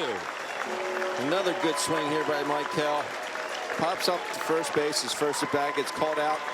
Borderline pitch, his 2nd at bat. And he makes Brad Brock and the Orioles pay here. Good looking swing. Creates a lot with his lower half here. Good high extension after contact. Goes down and gets it. See the drive, though, it creates with that lower half. That torque, watch his lower half. Goes down and gets it. Good stiff front leg. Pretty swing. You like everything about that. And Jorge Alfaro turns on this one, hits it to left center field. That one's going back at the track, and making the catch is Santander right in front of the wall. Santander makes the catch, although Alfaro gave it a ride.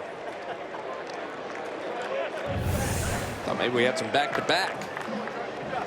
And just off the end of the bat. See how strong Jorge is, though. Hit a ball that far off the end. Just out in front. So Pedro Florimon will be the batter. And Florimon takes that one low for a ball, 1-0. So Phil's back on top, 3-2 here in the 7th.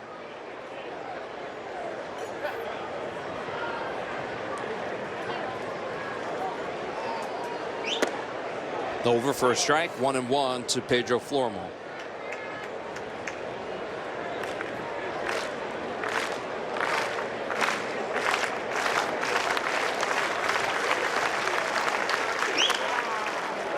Foul ball.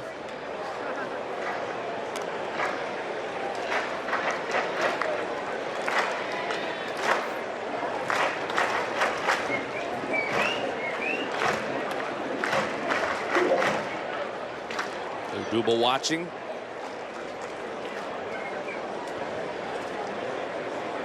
1-2 pitch inside for a ball. It's 2-2.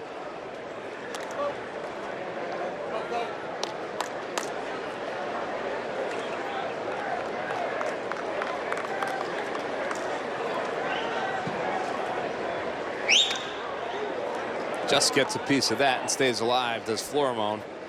2-2. As you see, Maikel Franco, 6 home runs now this spring, leads the team. Keeping pace with Hoskins, who hit his 5th earlier today.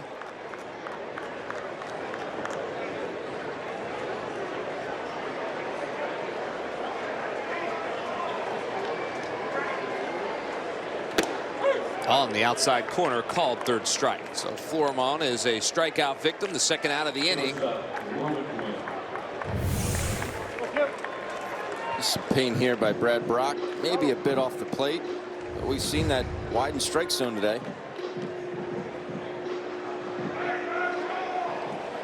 Big green guy throwing some high fives, trying to anyway. Roman Quinn is the batter. He takes that one outside for a ball. Think the Fanatic made the opening day roster? Yeah, I think so. Popped into left field. And an easy play for the Orioles. So 3 outs, but not before the Phillies regain the lead off the bat of Maikel Franco, number 6 of the spring. Out to left field, and we head to the 8th. Phil's up 3-2.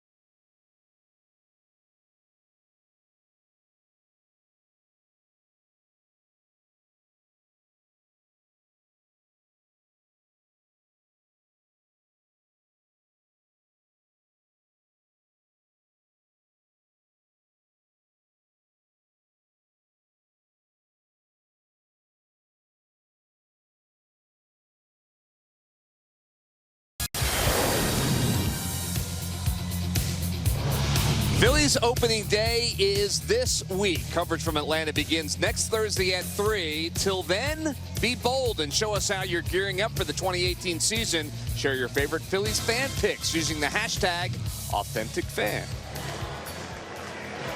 Multiple changes for the Phils as virtually all the starters have called it a day. And we'll get you those changes as we go. You see the guys making their way back to the clubhouse. Tomaszko will be the new first baseman. Matt McBride is your catcher.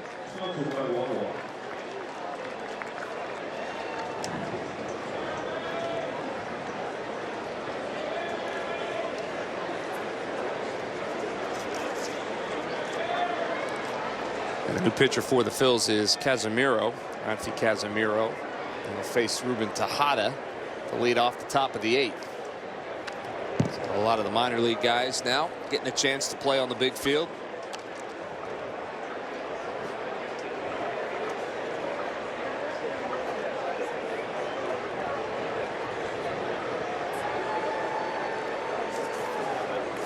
Tejada 1 for 2 today.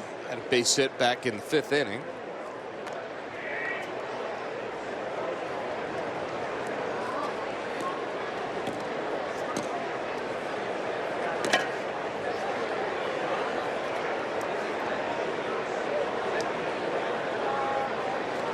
Casemiro.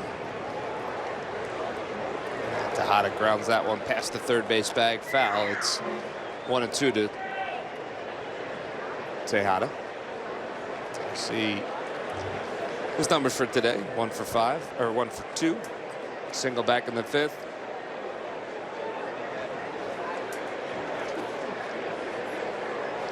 One-two pitch. That's a line drive to left center field, and that one is going to find some open spaces. One hops off the wall, and Tejada will cruise into second, and he'll drop the anchor there. So it's a leadoff double for Ruben Tejada.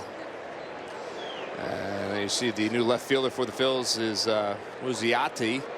Coppola is in center, and Calgill in right.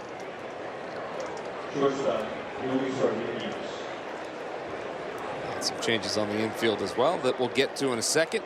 Only Maikel Franco remains out there on the field for the Phils as one of the starters.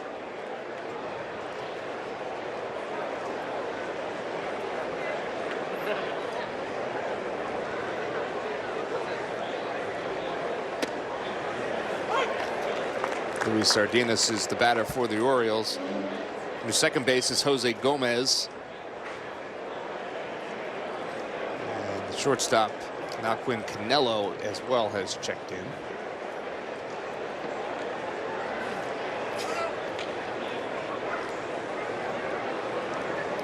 Fine job with those. Gabe's making it hard on you today, Murph. Gabe making, giving everybody a chance here in the 8th. It's the way it should be here. And big swing and a miss by Sardinas as he shakes out his arm. Count is 0-2.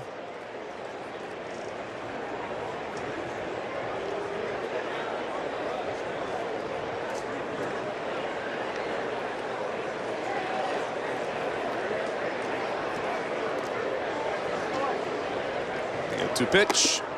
Ooh. What was that? Way outside, Murph. Was it? No.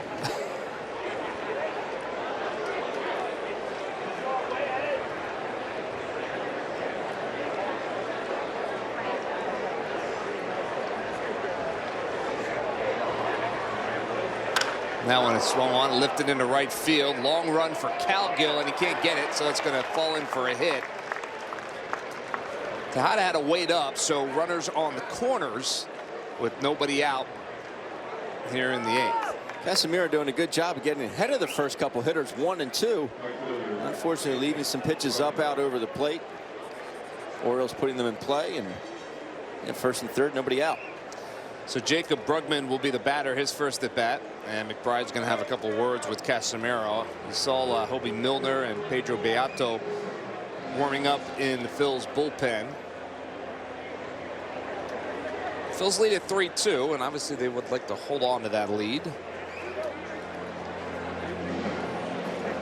Nobody out, runners on the corners here in the 8th inning for the Orioles.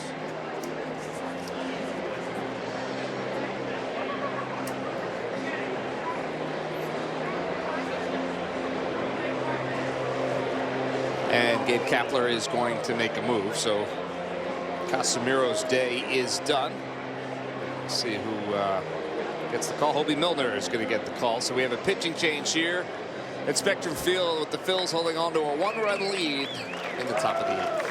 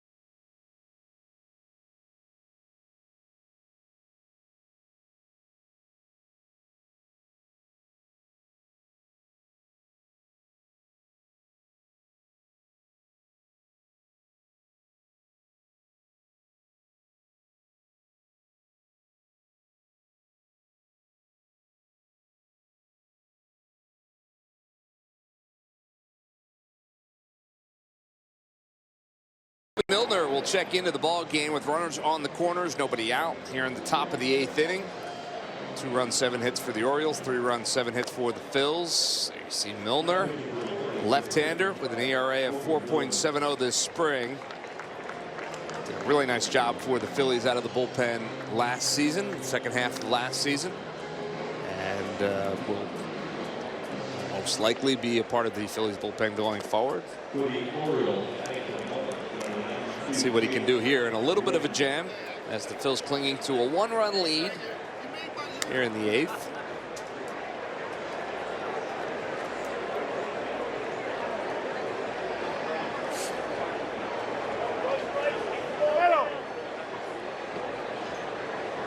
Phil's infield back at double play depth, so they will trade a run for 2 outs here, as they did earlier in the ball game. Jacob Brugman is the batter for the Orioles.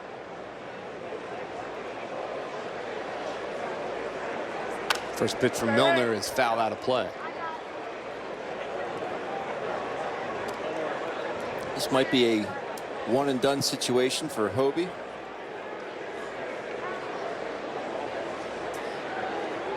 Beato is still warming up in the Phillies pen, and Jake Ring waits on deck for the Orioles. I think Gabe's going to match it up. I haven't seen Jake Ring swing yet. That's what I was just standing there in the on-deck circle. I was like, take a swing, see if you're righty or lefty. What's the point? 1-1 pitch. Swung on, ground ball right side, gets into right field. That's going to score a run. So a base hit by Brugman ties the ball game at 3. And the Orioles still have runners on first and second. And that'll bring up Jake Ring, who apparently is a left-handed hitter. There you go. Ball not hit hard here off the bat of Brugman, but squirts it through there. Nice ball game up 3-3. Orioles, American League East, not known to lay a bunt down, but I wouldn't be surprised if Jake Ring lays one down here.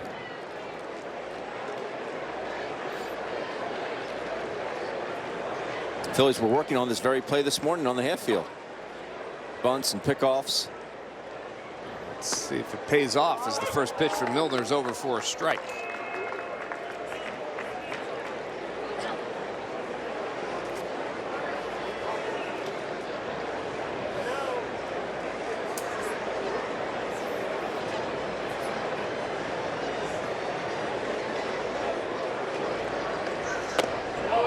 Inning side for a ball, 1-1. Bills just need an out somewhere.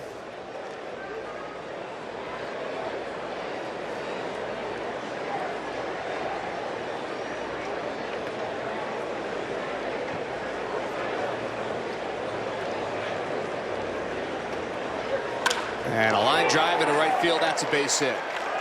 Calgill does a nice job charging it, so runners will have to stay. Bases loaded now. And still nobody out here in the 8th. Back-to-back hits off of Hobie Milner. And this one hit a lot harder. It's a bullet to right field. Calgill does a nice job of charging, hitting the cutoff man.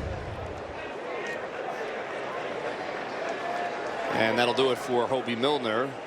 As you speculated, Gabe Kapler going to go to the right-hander for the next little part of this Orioles lineup. So another pitching change here at Spectrum Field. We got a tie ball game. The Orioles have them loaded here in the top of the 8th.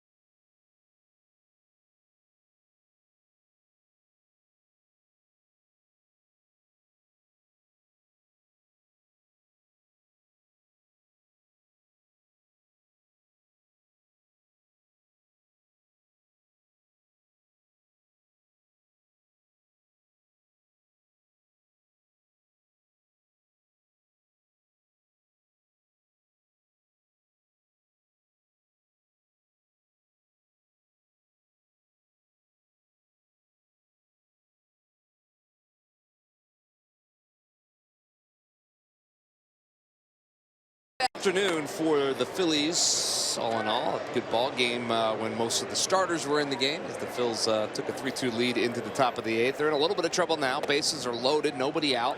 Pedro Beato will be the new pitcher for the Phils, but also Scott Kingery. The announcement today that he has signed a 6-year contract, will be part of the opening day roster. That's exciting news for the Phils. Drew Hutchinson also going to be on the opening day roster. He's pitched very well down here in spring and has earned himself a spot. So the 25-man roster beginning to take shape as we approach opening day later on this week. Hard to believe. Hard to believe. But some work to do now for Pedro Beato, who comes into this game with nobody out, bases loaded. Phil's infield is in and shifted to the left. And the batter is Aderlin Rodriguez. First pitch to Rodriguez is inside. Ben, I know you're asking, yes, how long's opening day? Well, let me tell you, it is 4 days, 1 hour, 5 minutes, and 24 seconds away. There you have it. There you have it. 18 seconds. 1-0 pitch upstairs, 2-0. Opening day is always so much fun, even when you're on the road. Even we'll be in Atlanta and there'll be some buzz about the Braves and there'll be some excitement about that young team. We started the season the last 2 years in Cincinnati. They do a parade downtown in the middle of town, and 1,000 people show up in front of our hotel and hang out. 2-0 pitch. Big swing and a miss. 2-1. The Braves new ballpark in its second year. Reopen. I would imagine that'll be a lot of fun down by that new ballpark with the restaurants and the bars that they have in and around the park down there. You guys should have fun. 2-1 pitch. Yeah, you'll be back in Philadelphia doing the pre and post game show as we get things started. John Kruk will be in the booth. Ricky Vitalico, Tommy Green handling those duties this year.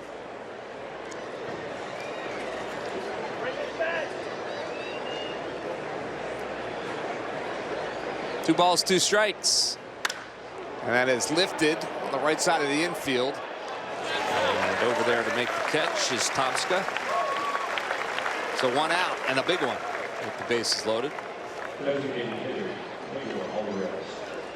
And that'll bring up Pedro Alvarez, the DH, and that'll bring out Gabe Kapler.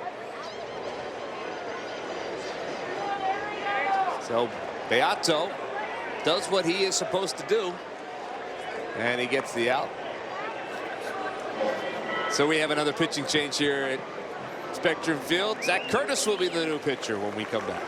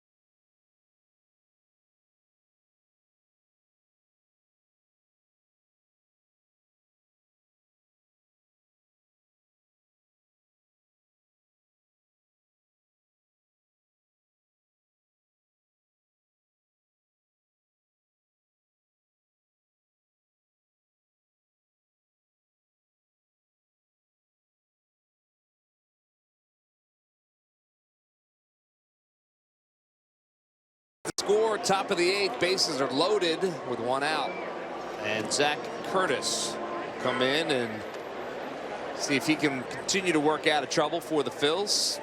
10th game for Zach Curtis this spring. He's been good, 1.42 ERA. Left-hander, one of those guys vying for one of those spots. Gabe Kapler going with the matchups right now. What you expect in the last week of spring training? How about that double play you were asking for? It won't be Roman Quinn at this point, but no. But we'll take it anyway. You've got to do it with. Pedro Alvarez doesn't run real well.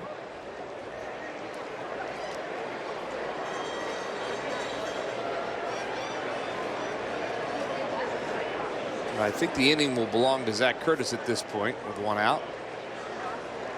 First pitch is over for a strike.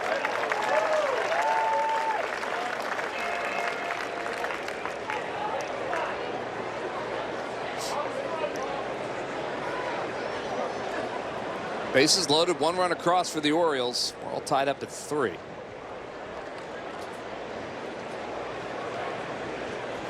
And that was in the dirt. Nice play by Matt McBride behind the plate.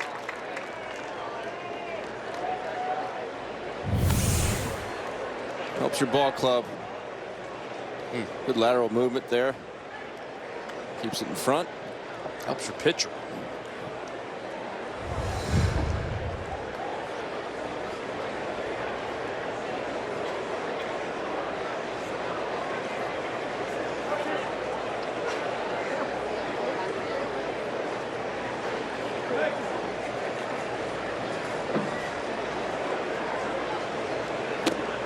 On the inside corner for a called strike. It's 1-2 to Alvarez, designated hitter for the Orioles, 1 for 3 on the afternoon.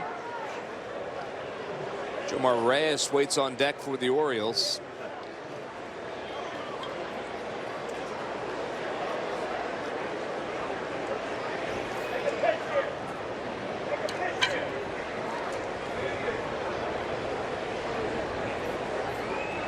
Swing and a miss, and he gets him. Strikeout for Zach Curtis, and that's the second out of the inning. So Curtis wins the lefty-on-lefty matchup. It's a lateral movement on this slider. It was there for a minute. Now that's a good pitch. See if you can get out of it here. Well, the right-hander, Jomar Reyes, will step in to face Curtis now with the bases loaded. Good numbers in the minor leagues for Reyes. This is one large human.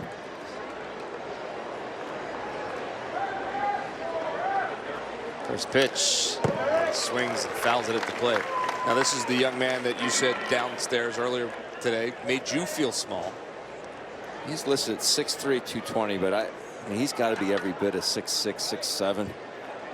He's huge. Perhaps they need to remeasure him. Maybe he grew. It's been a long spring, Ben. But he was just launching balls today, way over Frenchies. He was.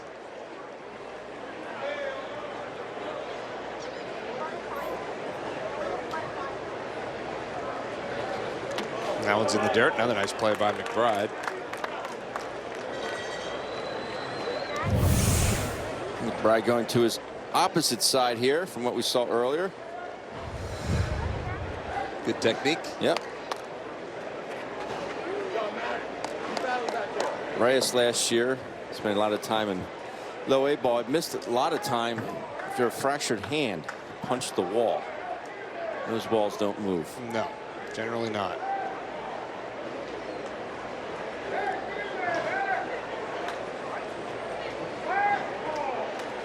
Ooh, inside, just misses him. So 2-1 now to Reyes. No place to put him. 2 outs here in the 8th. Looked like this one just got away. Barely misses him.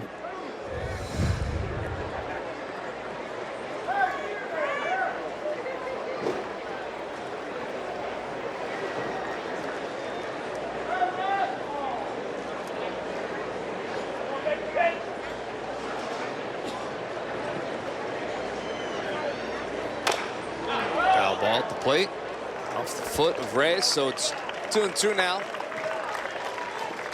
Jomar Reyes.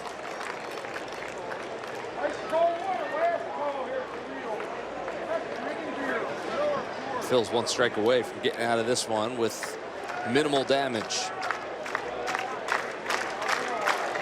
Fans here at Spectrum Field are feeling it as they put their hands together.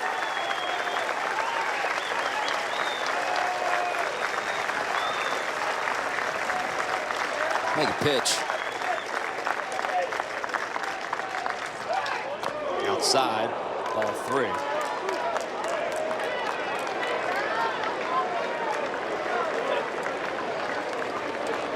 So with 3 balls and 2 strikes and 2 outs, bases loaded, the runners will be moving.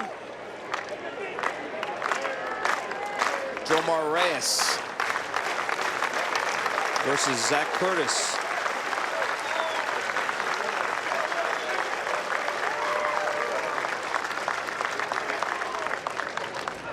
And it's outside for a ball. He walks it.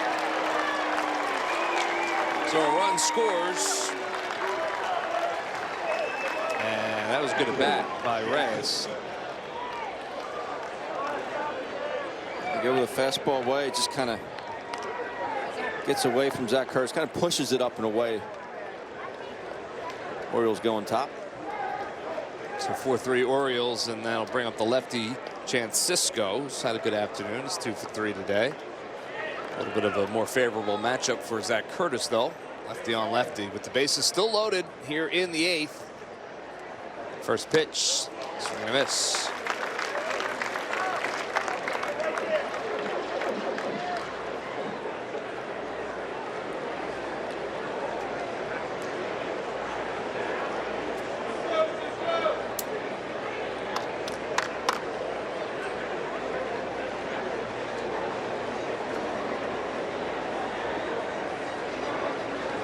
Another swing and a miss. 0-2 now to Cisco. Seems to have better command of that slider today than his fastball. This is a dandy here. Much like the one he threw Alvarez for the strikeout. And it's nearly unhittable. So 0-2 now to Cisco. Curtis working from the stretch.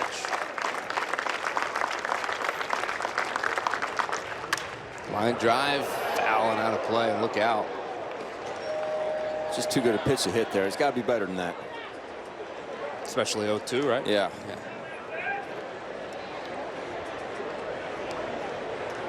Now you throw the nasty one, 0-1. Sometimes when you try and make it even more nasty, squeeze a little too hard. Cement mixer down the middle.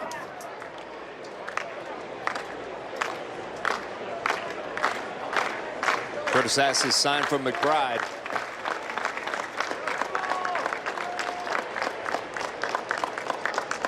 That was fouled straight back, so we'll do it again. 0-2.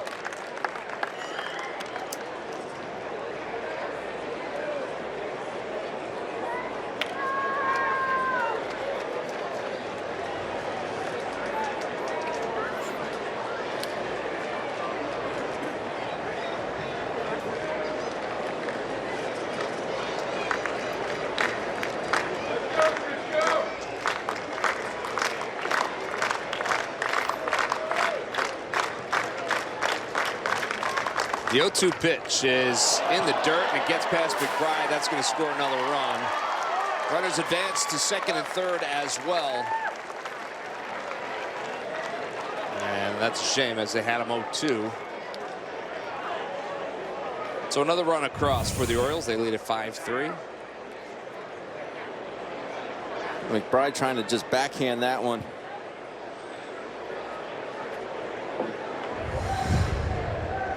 Had some good plays, smothering the baseball, blocking a couple pitches this inning, but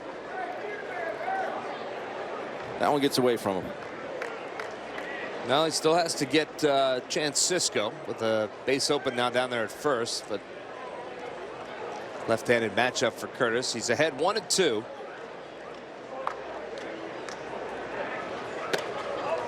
Just misses. 2-2 now. Thought maybe Brian Peterson was going to ram up. That was close.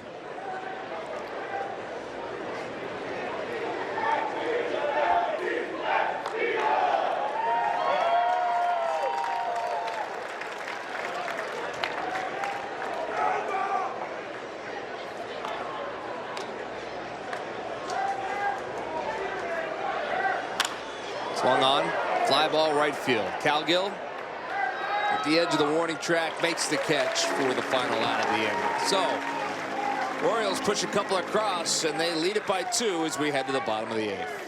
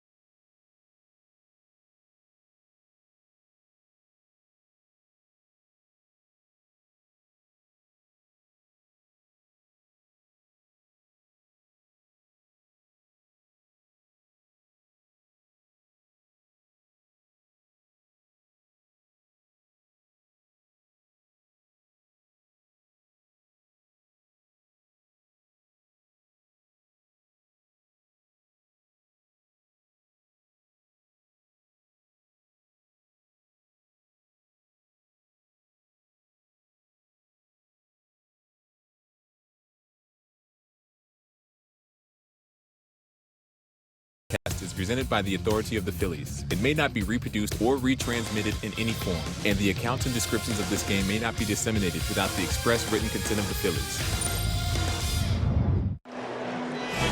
Jim Salisbury's At the Yard podcast is back. Listen as Phil's legend Larry Bowa gives his unfiltered take on all the young players looking to make their mark this season.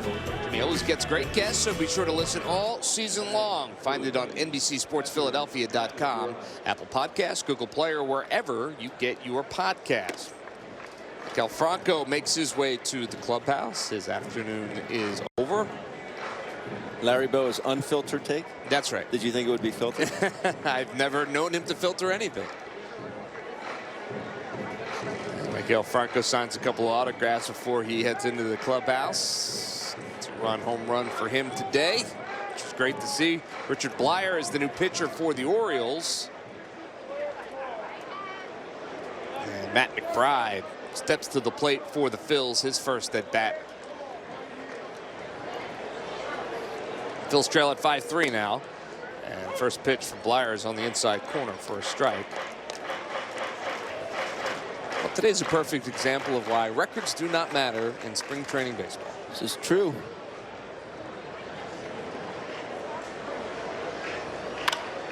Ground ball hit foul past Dusty Wathan down there in the third base coach's box.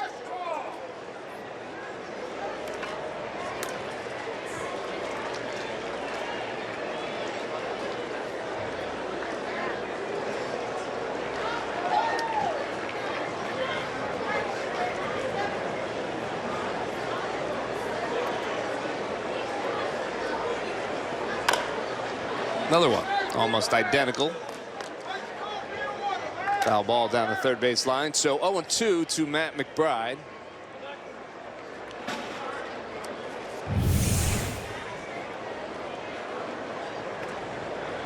Fastball down and in. Got to protect with two.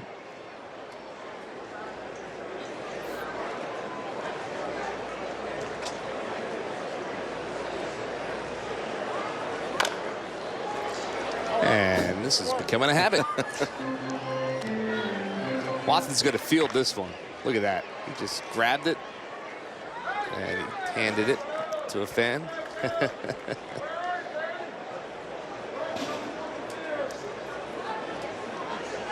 He said enough. I'm going to start dishing them out myself.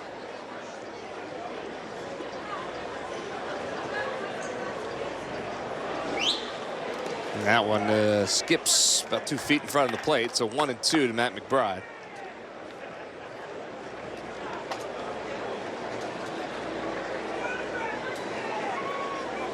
Like a hockey goalie back there.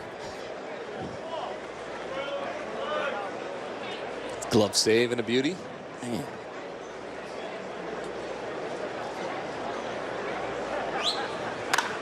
Another foul ball past the third base bag.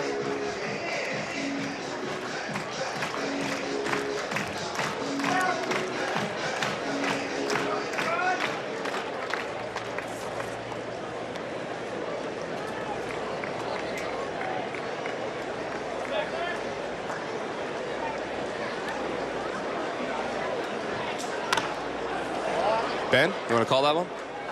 Foul ball. Left side.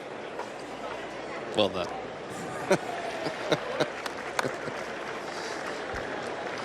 You're stuck calling before it happens.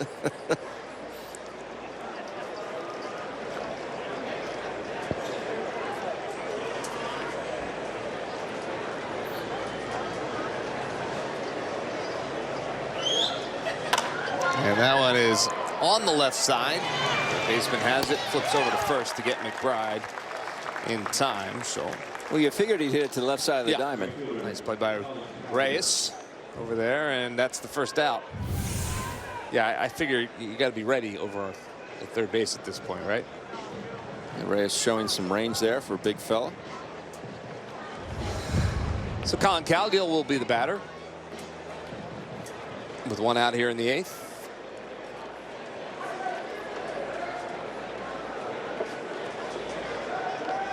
And he lines that one base hit in the left center field, and it's going to run. Sliding is the left fielder to cut it off, but Cowgill will get into second base, and he's a one-out base runner here in the eighth. Nice job by Cowgill. I go thinking too right out of the box. Yep. You'd love to see that. This is a bullet. See that? As soon as he sees where that ball's going to end up, he's off to the races. Ring did a nice job at cutting it off, but it was deep enough, and he had to go down and slide to cut it off. So Calgill reading that perfectly, ends up at second with no throw. So he leads off second. That brings up Zach Coppola.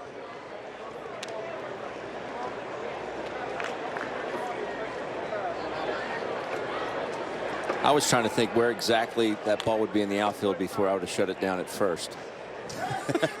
I think there would have been a throw at first. Hey. Line drive right field, and that's going to fall in for a base hit. Watson will have to hold up Calgill at third, as Brugman got onto it quickly, but runners on the corners now. Nice piece of hitting by Coppola. First and third with one out. And the go-ahead run comes to the plate.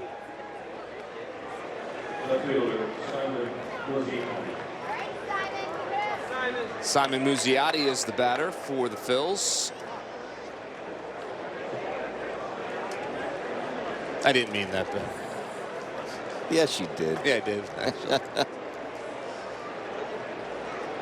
You had other attributes. Yeah. First pitch is over for a strike.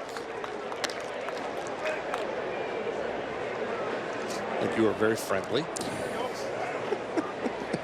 My spikes were always clean. Right, dressed nice.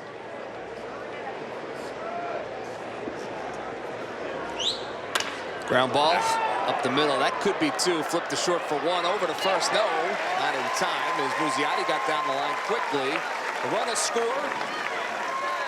2 outs, and the Phils cut into the lead. It's 5-4. He got down the line. He did. Ball not hit terribly hard, but Muzziotti, like you said, busting it down the line makes it easy. Too much running as soon as he's done his swing there. It's an RBI. Nice job. So Tom Shea is the batter for the Phils with a runner on first and 2 outs in the bottom of the 8th.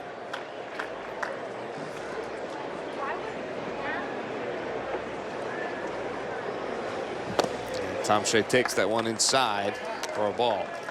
Andrew Knapp has moved into the on-deck circle.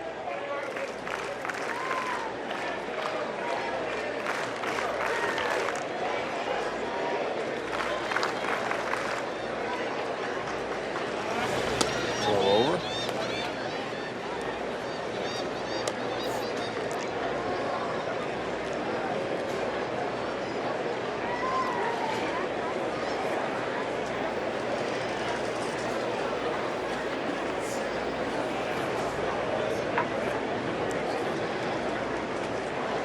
Oh, and they got done. They throw it away as they had the runner picked off. And now all the way to third goes Muzziotti. Blyer had the runner picked off. Right, a bad throw. Skips into right field, and well, now the tying run's only 90 feet away. And Rodriguez bounces off first base, trying to create that throwing lane. Just doesn't catch the baseball. Jose Flores, first base, screaming at Muzziotti, you got to go. And he does, all the way over to third after the slide. He sure had a good jump. So now, count is 1-0 to Tom Shea. And it's ground ball back up the middle. Nice play by the second baseman. One hop to throw in time to get Tom Shea at first. How about that one? It was close.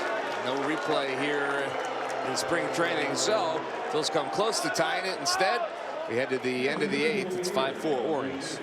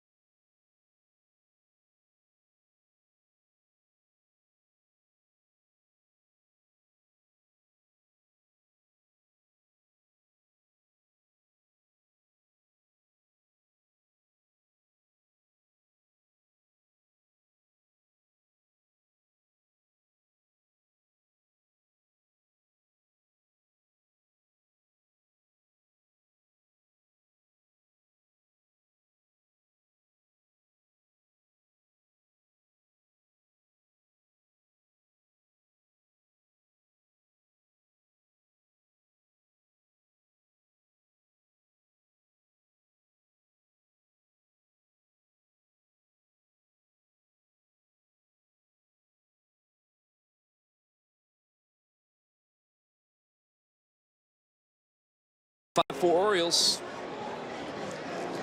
And the out that ended the 8th inning, had it been during the regular season, we might have seen this overturned, as the first baseman never really gets it cleanly. You know, Tom Shea is on the bag, so. But another example of why it's just spring training. Well, Andrew Knapp has checked into this game. He's going to play first base here in the 9th inning for the Phils. Tom Shea moved over to third, and the new pitcher is Tom Windle. Just his second game. He's gone 2/3 of an inning so far this spring.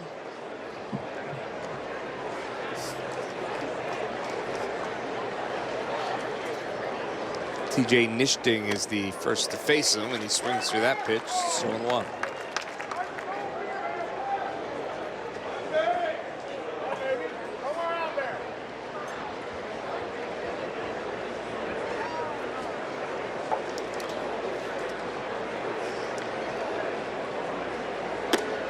On the outside corner for a strike.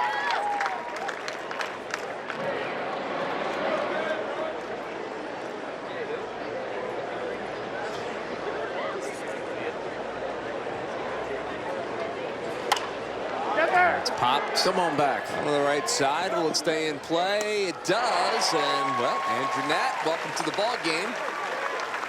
That's the first out of the inning. You just have to talk to it a little bit, Mark. That's right. Like your putt. Say, go on in, honey. That's right. But they never do. No, they don't. Take another look. Yeah. Had it all the way.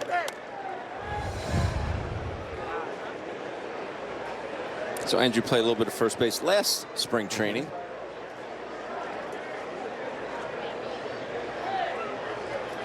So that'll bring up Ruben Tejada, who's 2 for 3 today. And takes that one a little bit outside for a ball. It's 1-0.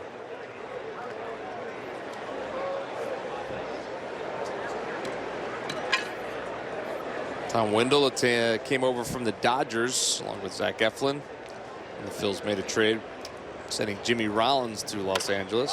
That one has popped up in foul territory. Knapp over there, and a little bit easier of a play for Andrew Knapp. It's 2 down. Nice job by Windle. Get the first 2 to pop up. First Pete, then repeat. That ball will find you. Piece of cake. Knapp's having fun over there. Adrian Marin is the batter for the Orioles. And first pitch is upstairs, 1-0. 2 outs, top of the 9th. Phils trail it by 1.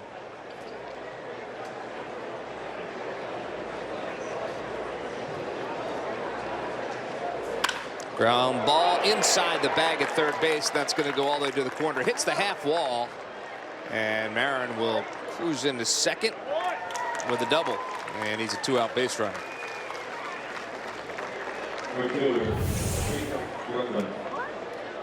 And Marin thinking double right out of the box himself. Tough play for the left fielder because you don't know if it's going to hit that half wall. Exactly. You got to play it as if it's not going to hit it. Sounds like Jim Jackson right there. Caroms off the half wall.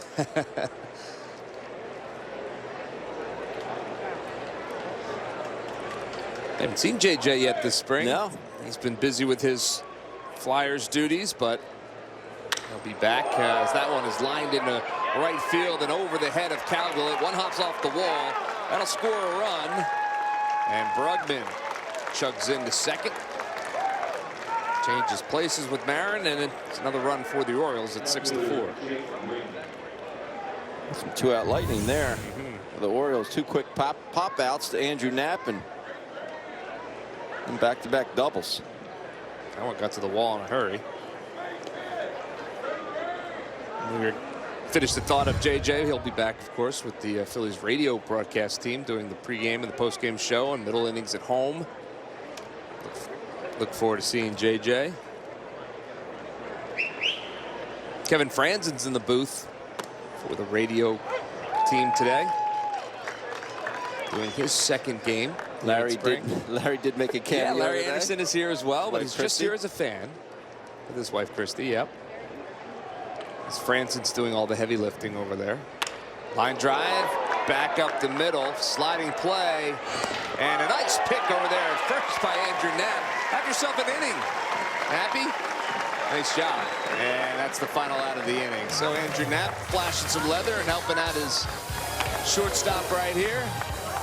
Good way to end the inning, but the Orioles do add a run. It's 6-4 as we head to the bottom of the ninth.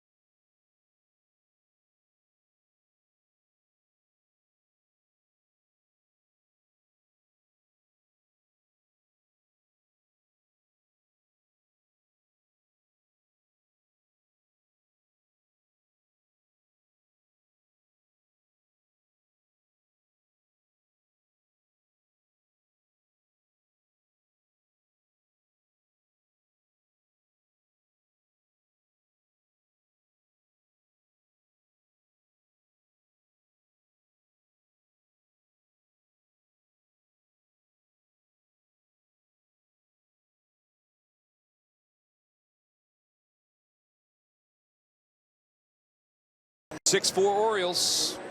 Andrew Knapp, who had a busy afternoon, well, busy half inning anyway, in the top half of the inning, will lead off the bottom half of the ninth inning.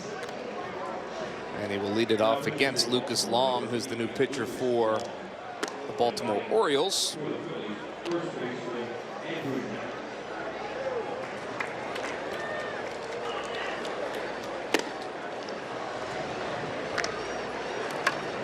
Ben, before we go any further, Yes.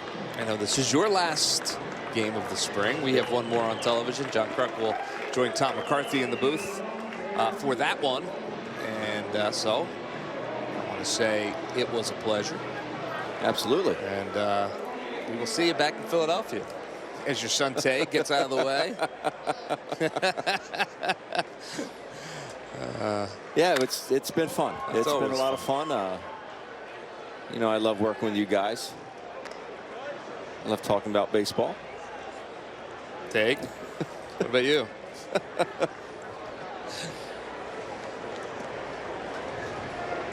Well, it will be fun. John will join, as I said, Tom McCarthy, who's back from the West Coast after calling some NCAA basketball action and doing a fantastic job as always. So we'll be back here on Tuesday to put a wrap on the spring, and off to Atlanta we go. Ground ball from Knapp is picked up by the shortstop, but no play as Andrew gets down the line. So he's a leadoff base runner in the ninth. Tell him, Andrew, speed kills. Put it in play. Stay in the middle of the diamond. So if you told Knapp he was going to play one inning, but he was going to make 3 pretty good defensive plays to get himself a base hit, he'd say, I'll take that.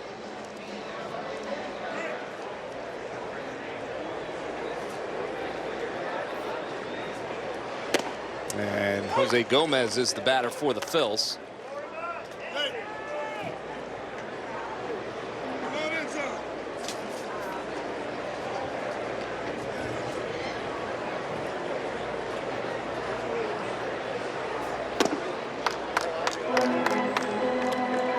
Just low for a ball. It's 1-1 to Gomez.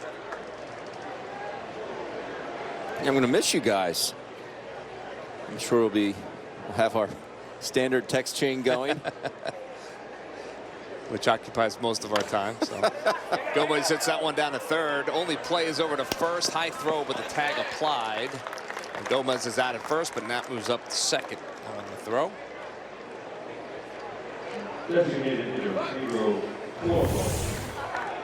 See Reyes come and attack this baseball, gets to it. Probably a little bit more time than he thought. Didn't have to rush it as much. Tying runs in scoring position.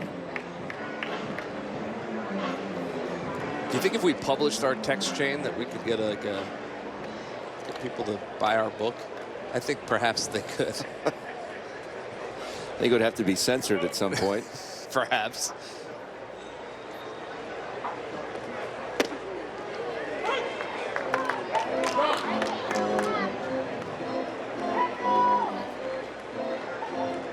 I do miss having the text chain with Matty, and he would just leave the conversation. He said, I've had enough. Matt Stairs. Not only did he leave the conversation, he moved to San Diego. Yes, he did. Our good buddy Matt Stairs, the hitting coach for the Padres. I talked to him earlier this spring. Things are going well. It's another team that some folks think might be able to surprise, you know, exceed expectations. Ground ball on the ground to the right side. Florimone is out. Well, there's the newest Phil, the newest big leaguer, Scott Kingery. He missed the announcement earlier today. Signed a 6-year contract. Will be on the opening day roster for the Phils. And that is exciting news. We say congratulations to he and his family. And well, Phillies fans are going to really enjoy watching that young man play for the next 6+ years.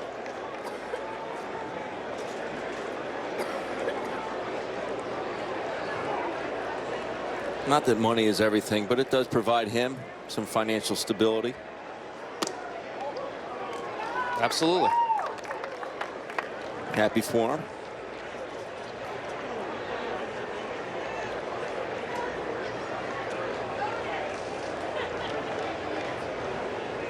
Two-0 pitch. You know, Ball. a lot of folks would say, well, it's a pretty risky move, you know, giving that contract to someone who's never had an at-bat in the big leagues, but definitely is a calculated risk. I mean, it's not just something that you just go, oh, we'll try this, see what happens. Yeah, I mean, you're right. And you know, had they not been able to come to an agreement contract-wise, he may have headed to the Lehigh Valley to start the season and then been up midway through. And what I think it says is that this organization is ready to win. Without a doubt. Which we've heard all throughout this spring. And they think he's one of the guys as that one skips into left field and the run will score. One's not over yet. 6-5 Orioles.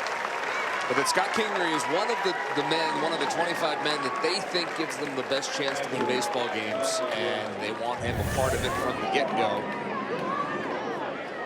As that one is hard hit on the ground and skips through. Run scores. So 6-5. And 2 outs, runner on first, and that'll bring up Matt McBride.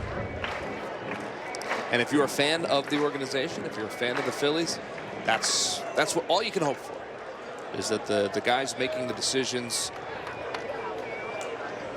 use, you know, that barometer. Right. Who's gonna help us win baseball games, and no other barometer. And our ownership group and President A. McPhail and right on down have made the commitment that if they're going to help us win games, we're going to do everything we can to put them on the roster. So. He just absolutely forced their hand. Yeah. He did. It's a win-win for everybody. Quick throw over. It's played by the first baseman, Rodriguez. Short hop.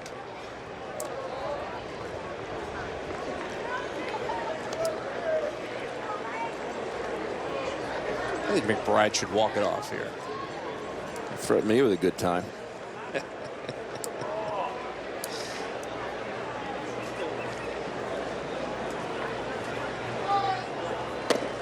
McBride takes that one over for a strike. So love how the crowd's still into it. Yeah, they are.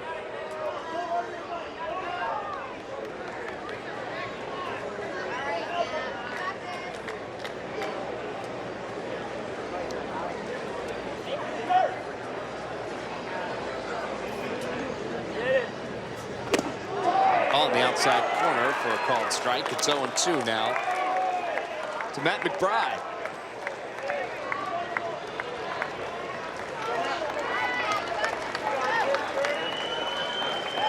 So Phil's down to their final strike.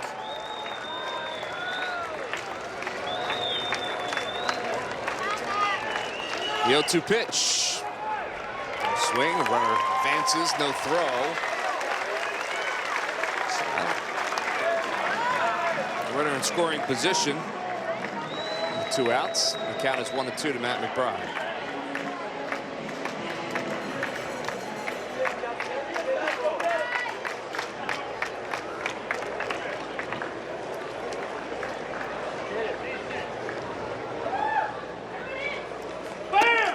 Pitch, swing and a miss, and he gets him. So McBride is a strikeout victim, and the Orioles hold on. Lucas Long finishes out the game with the strikeout, and the Orioles come back and win this one this afternoon in Clearwater. 6 runs for Baltimore and 11 hits, 4 runs for the Phils, 10 hits in all. W.B. Mason deliveries of the game. Well, Maikel Franco earlier in the 7th inning. Good looking swing here by Maikel. Gets that fastball down off Brad Brott. Good leverage in his lower half there. Oh, way on out of here. Good swing there by Maikel. That is your W.B. Mason delivery of the game. It was good to see his 6th home run of the spring. We'll be back to put a wrap on this one in just a minute.